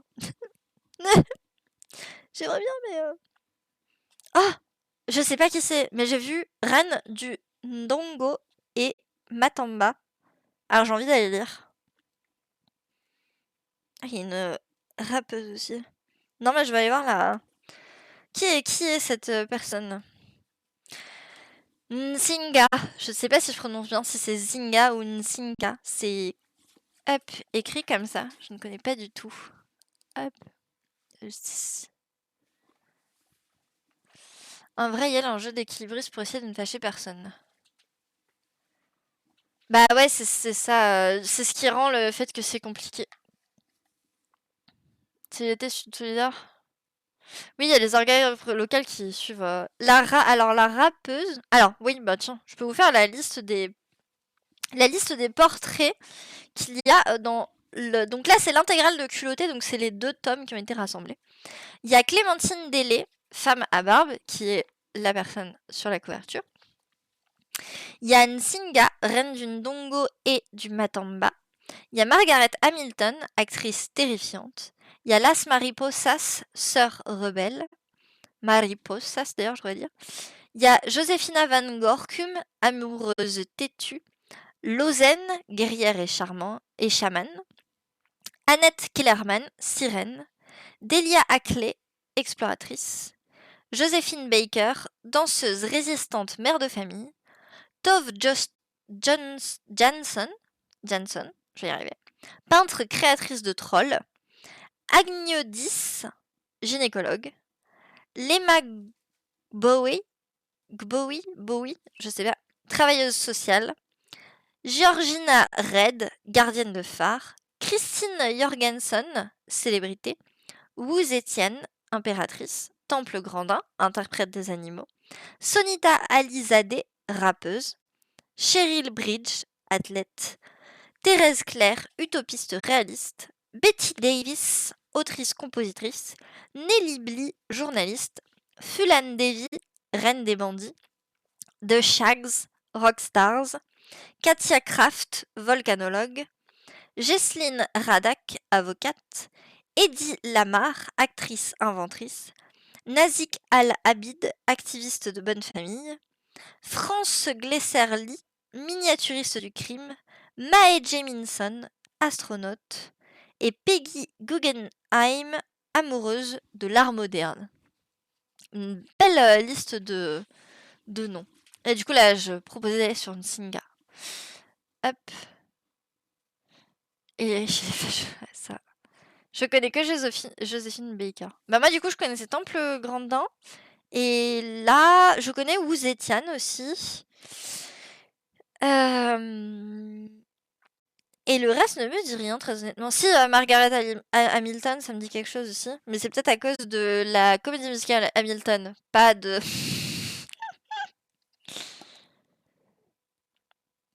Il y a beaucoup de noms que je connais pas. Mais c'est ça qui est intéressant d'ailleurs. C'est donc, reine du Ndongo et du Matamba. 1583-1663. Le roi Kilwanji eut 4 enfants qu'il aima tendrement. Mais son bébé préféré naquit en 1583, le cordon ombilical autour du cou. Le mot Kujinga, enroulé en Kimbudu, donne son prénom à la petite fille, Singa. La femme qui la met au monde le prédit alors à son père, elle sera reine. Singa règne d'ores et déjà sur le cœur de son papa, Gaga, qui l'emmène partout avec lui. Même à la guerre qui fait alors rage, le Dongo, l'actuel Angola, subit les assauts répétés des envahisseurs portugais. Ouais, je me demande ce que ça donne aussi l'utopie réaliste, on pourra aller voir après. À la mort de leur père, c'est son frère Bandi, qui n'est pourtant pas une flèche, qui monte sur le trône. Il se méfie de Singa, qui est bien plus intelligente que lui. Et il a bien raison. Suspicieux et légèrement paranoïaque, il décide même par sécurité de faire tuer le fils de sa sœur, qui devient alors son ennemi la plus redoutable. Mais il est con un peu, Jean-Michel. Alors excusez-moi, mais Bandi, vous êtes un peu con. Oui, cette personne, je m'en méfie, je la déteste, alors qu'est-ce que je vais faire? Je vais tuer son fils. C'est vrai que c'est pas du tout un moyen que, genre, si elle te détestait et qu'elle était en mode t'es un peu con, Jean-Michel, elle allait peut-être faire ouais, bon, bah, je vais surveiller, mais voilà. C'est clair que tuer son fils, c'est pas du tout un moyen de la mettre en rogne et que du coup, elle fasse activement quelque chose contre toi. Jean-Michel n'est pas con, c'est juste un homme, elle, mais c'est ça. Mais Bandi, typical man move. Je t'aime pas, je tue ton fils. Raccourci extrêmement rapide, hein, mais... Le nouveau roi ne sait pas trop quoi faire de cette jeune fille à la langue bien pendue et à l'esprit affûté. Ah, laisse-moi gérer la politique, je ne serai pas dans tes pattes comme ça, Majesté. Oui, bonne idée. Je suis un roi très occupé. Va donc parlementer avec les Portugais. Demande-leur de partir tant que tu y es. Hé hé hé. T'as mais le gars.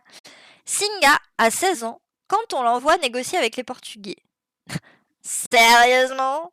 Donc ça, c'est les gars qui sont en mode sérieusement, nous avons une gamine de 16 ans? Ta gueule, Marcel. Qui se disent qu'il sera presque trop facile de traiter avec une gamine impressionnable. Et ça, mon petit, c'est un pistolet. Putain, la tronche. Alors, excusez-moi, mais alors, c'est un mood, la tête de Singa, là. Celle ici, là. C'est un mood. C'est un mood énorme pour cette journée. Cette tête est un mood. 300%. Pour l'embarrasser et la déstabiliser, le gouverneur ne lui donne pas de chaise pour s'asseoir et négocier.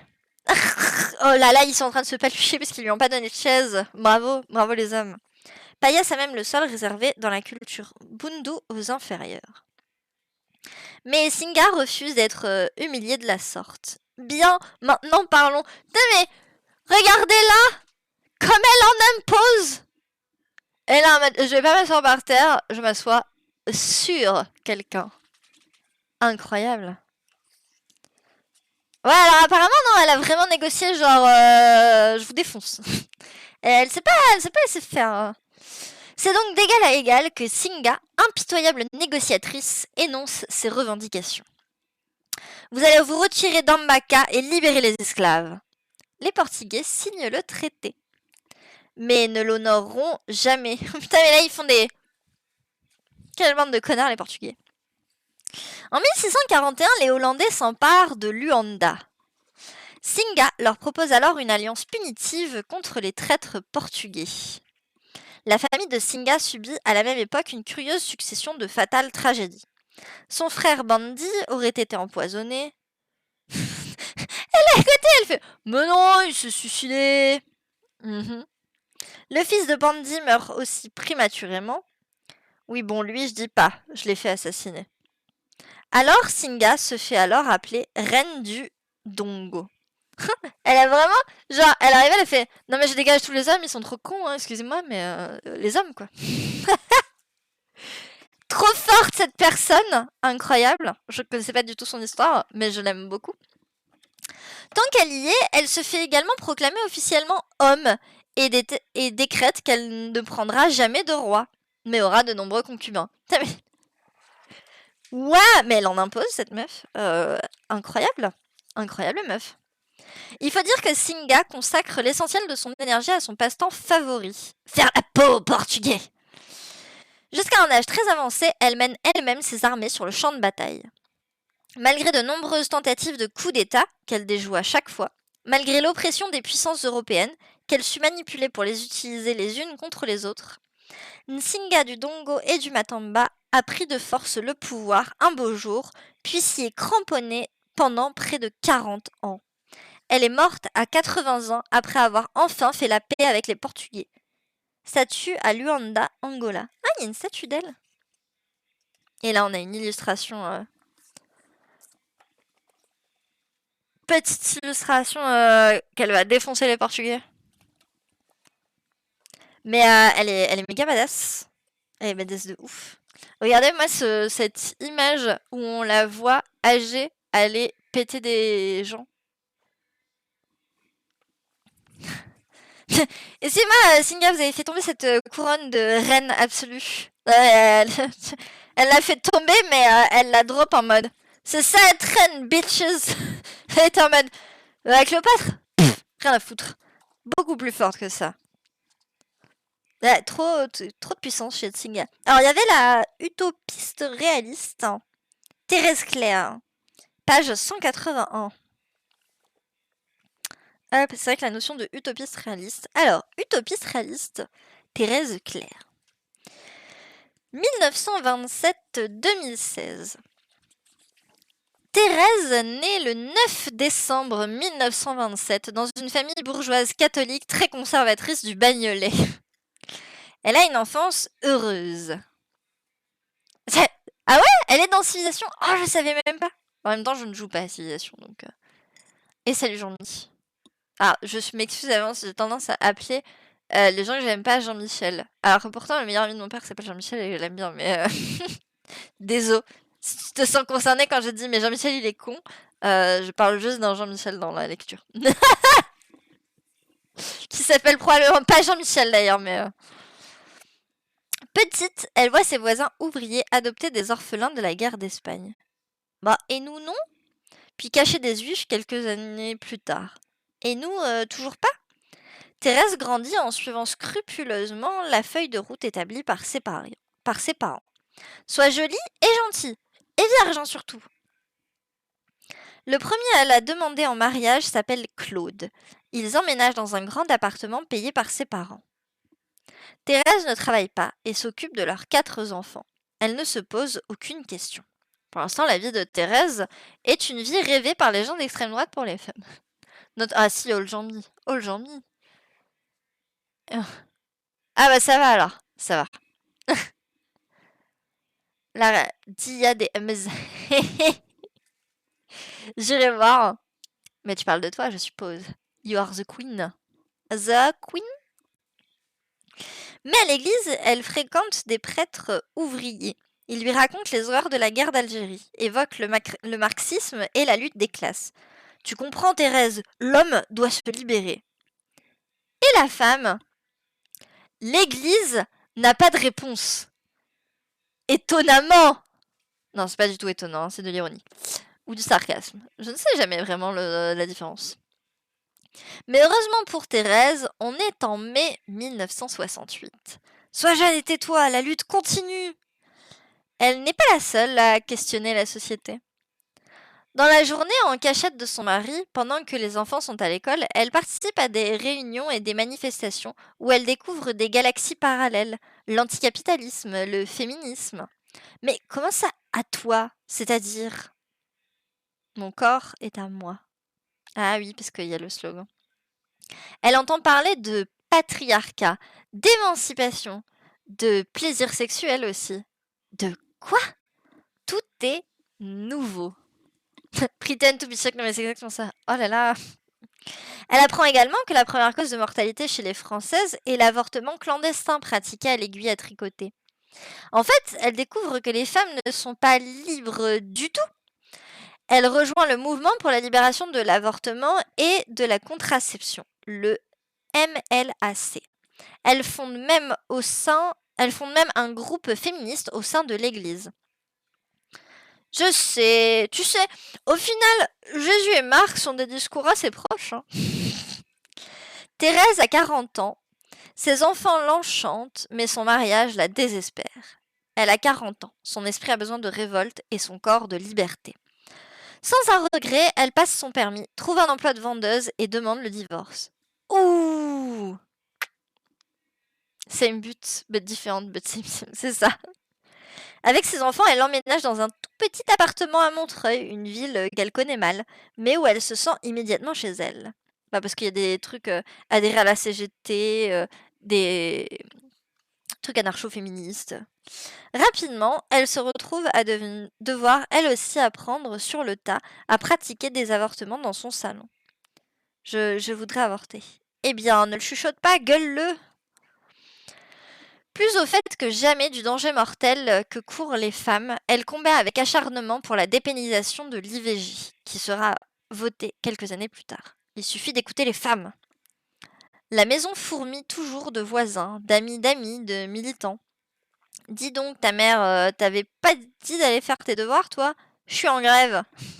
La petite, trop fort. Salifeur, pardon. Désolé, culotté de Pénélope Bagieux, parce que je retiens très bien les autoristes. Et là, on est sur la page de, je retiens très bien les noms, de Thérèse Claire, qui est utopiste réaliste. Ces rencontres et ces échanges remplacent pour Thérèse l'université où elle n'est jamais allée.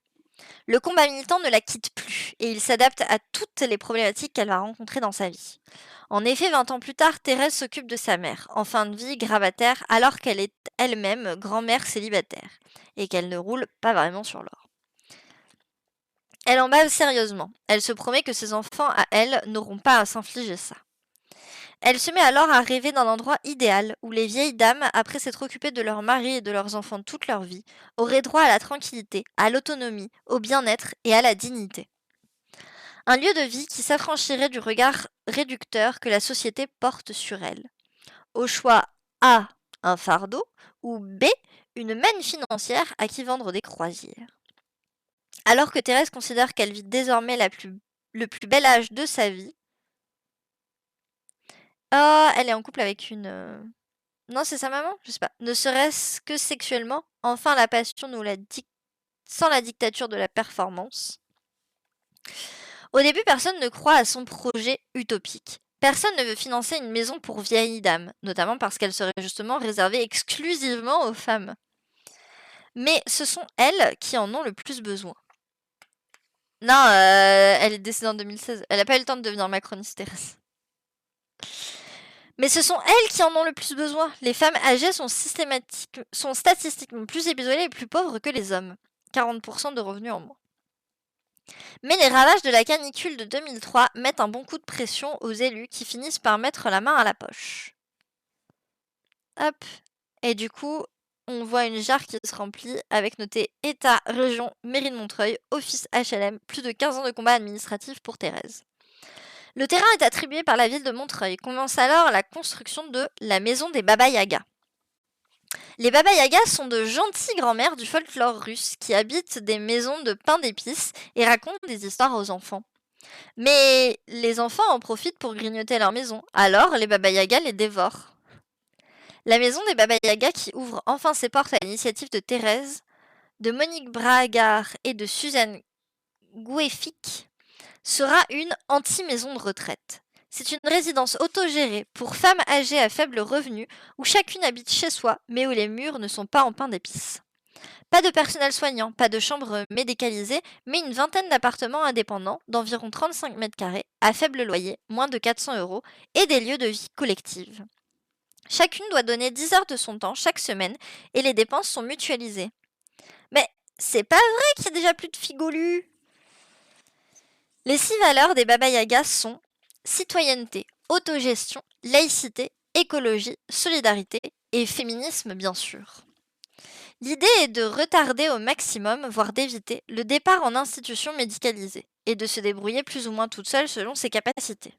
Et pour cela, il faut rester alerte, utile et heureuse. C'est pourquoi, à l'inverse d'une maison de retraite classique, les Baba Yaga organisent des déjeuners avec les riverains, des conférences, des débats, des sorties culturelles. Elle continue d'être active, quoi. Ah, elle a reçu un Eisner Award, Oscar de la BD, pour l'adaptation US de Culotté. Ah ouais, stylé, j'avoue. C'est Claire, c'est Thérèse Claire.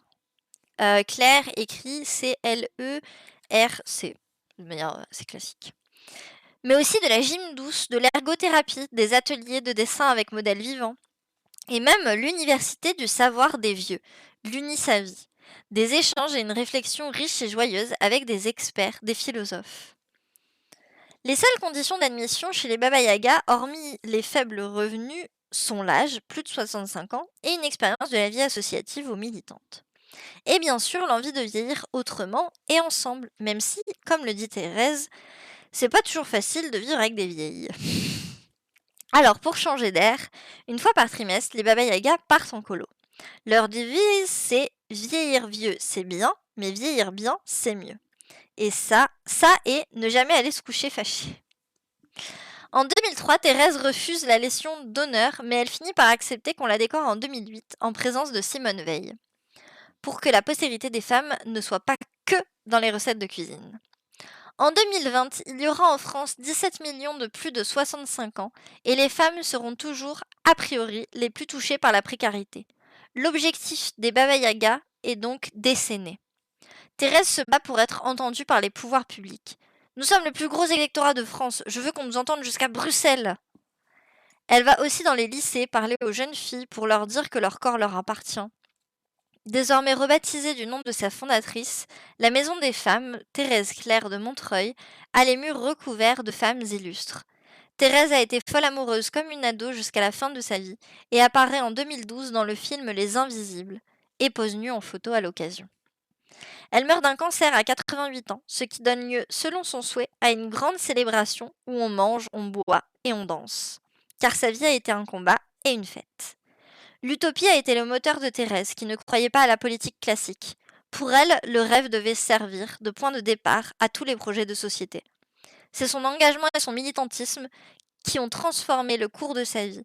Jeune fille passive et individualiste, elle est devenue une indémontable porteuse d'espoir collectif. Et le voyage a été si beau. Et là, il est noté à lire Thérèse Claire, Antigone aux cheveux blancs, de Daniel Michel Chiche. Ah, elle est trop belle l'image! Elle est trop belle l'illustration finale. Avec l'arc-en-ciel et tout là. Petit potager. C'est trop joli! Elle est trop belle cette image. Elle est feel good de ouf. Hop. Je pense pas qu'on aura le temps de lire une dernière, mais voilà, on a lu 3 portraits. On a lu celui de Thérèse Grandin, que j'ai choisi très vite personnellement parce que je connaissais la personne. On a eu celui de Singa et on a eu celui de Thérèse Claire. C'était 3 parcours très cool et très différents. Mais c'est trop bien, je connaissais pas du tout le travail de Thérèse Claire, mais c'est grave chouette. J'espère que son concept de maison pour femmes âgées n'a pas disparu et qu'il a été mis en place à d'autres endroits, qu'il a pu être pérennisé, quoi, parce que... Et oui, on a eu des discussions. J'espère qu'elles étaient fort intéressantes. Désolée, j'ai dû prendre une petite pause à un moment, parce que... Elle vient de gérer des trucs émotionnels, mais j'espère que ça n'a pas été trop gênant. J'espère aussi que vous avez passé un bon moment, malgré le fait qu'il n'y avait pas les images. Mais voilà, je vous invite. Je pense qu'il doit être trouvable en bibliothèque, parce que il a bien fonctionné le bouquin. À aller en bibliothèque, au pire, chopez-le à la... Disez-le dans une FNAC ou quelque chose. Si votre bibliothèque n'en a pas, mais chopez la bibliothèque, si vous pouvez l'acheter, ou faites un don à Pénélope Belgieux si vous n'avez pas les moyens d'acheter le bouquin en entier. Mais c'est 2 tomes, c'est culotté, et c'est que des portraits comme ça de personnes qui ont fait, enfin de femmes qui ont fait des choses importantes, avec à chaque fois à la fin un panel qui résume un petit peu leur réussite et leur vie. Donc c'est vraiment très chouette, et Le style artistique, les palettes de couleurs changent pour chaque personne. Par exemple, sur Singa, on était beaucoup sur des oranges, des rouges, des bleus très marqués. Pour Thérèse Claire, on était dans... Attendez, je recherche. Pour Temple Grandin, on était dans du très orange et vert. Il y avait une dichotomie très forte entre orange et vert. Et pour Thérèse Claire, c'était encore derrière. C'était 180, si je dis pas de bêtises. Pour Thérèse Claire, on était encore sur autre chose. On était sur du bleu. Cette fois, c'était du bleu un peu pâle et du jaune. Tac. Donc voilà, à chaque fois, c'est des palettes de couleurs pour chaque personne et des petits morceaux sur sa vie. Et visiblement, des conseils de lecture supplémentaires si vous voulez en savoir plus sur ces personnes. Mais voilà. Je pense que ça peut être un bon point de départ et ça peut vous faire connaître des personnalités importantes qui sont pas forcément connues. Genre moi, par exemple, je connaissais pas du tout Thérèse Claire et je trouve que c'est assez impressionnant ce qu'elle a fait. Et pareil, je connaissais pas Singa alors que quelle reine badass de ouf qui est arrivée, qui en a imposé face aux colons et tout, en mode ouais bonjour, salut, moi je suis reine d'ici, je dégage les hommes. Ah, et aussi, je me suis déclarée comme homme devant l'État, comme ça j'ai pas à me marier, niquez-vous. Et c'est genre, elle arrive, elle en impose de ouf, et on la connaît pas du tout. Et enfin, non vraiment très très chouette. Bah je pourrais te le prêter à l'occasion, Guitarez, mais n'hésitez pas si vous pouvez vous le procurer ou le lire quelque part, parce que je pense que c'est une bonne lecture et voilà. Et j'avais envie de vous proposer ça aujourd'hui parce que c'est le 8 mars et que je voulais faire un truc aujourd'hui en tant que personnage genre pour venir mettre un petit peu de genre non-binarisme parce que malheureusement on est un petit peu zappé des fois. Et du coup, je m'étais dit, qu'est-ce que je peux faire? J'avais pas juste envie de jouer à un jeu ou quoi, même si ça aurait été cool. Et je me suis dit, tiens, j'ai culotté, j'ai pas encore eu le temps de me le lire. Lisons ensemble quelques passages. Et c'était, ma foi, une très, très belle découverte avec de très fortes personnalités. On va passer à Barbara. Du coup, je vois déjà Barbara et Sharp sur Discord. Ne quittez pas, du coup, Barbara va enchaîner sur un créneau, elle, parole de femme, donc avec toujours du militantisme et du féminisme. Et voilà, et je vous mets un petit peu de musique. Si la transition de stream, il y aura une petite coupure. Si jamais le stream ne s'est pas relancé de votre côté, pensez à refresh la page, soit en appuyant sur F5, soit en appuyant sur la petite flèche en haut. Pour certaines personnes, ça le fera automatiquement, pour d'autres non. Mais voilà, on ne part pas, on est toujours là, parce que la grève a repris, donc nous aussi. Des bisous, passez une bonne journée, des promos sur les aspirateurs et le petit électroménager.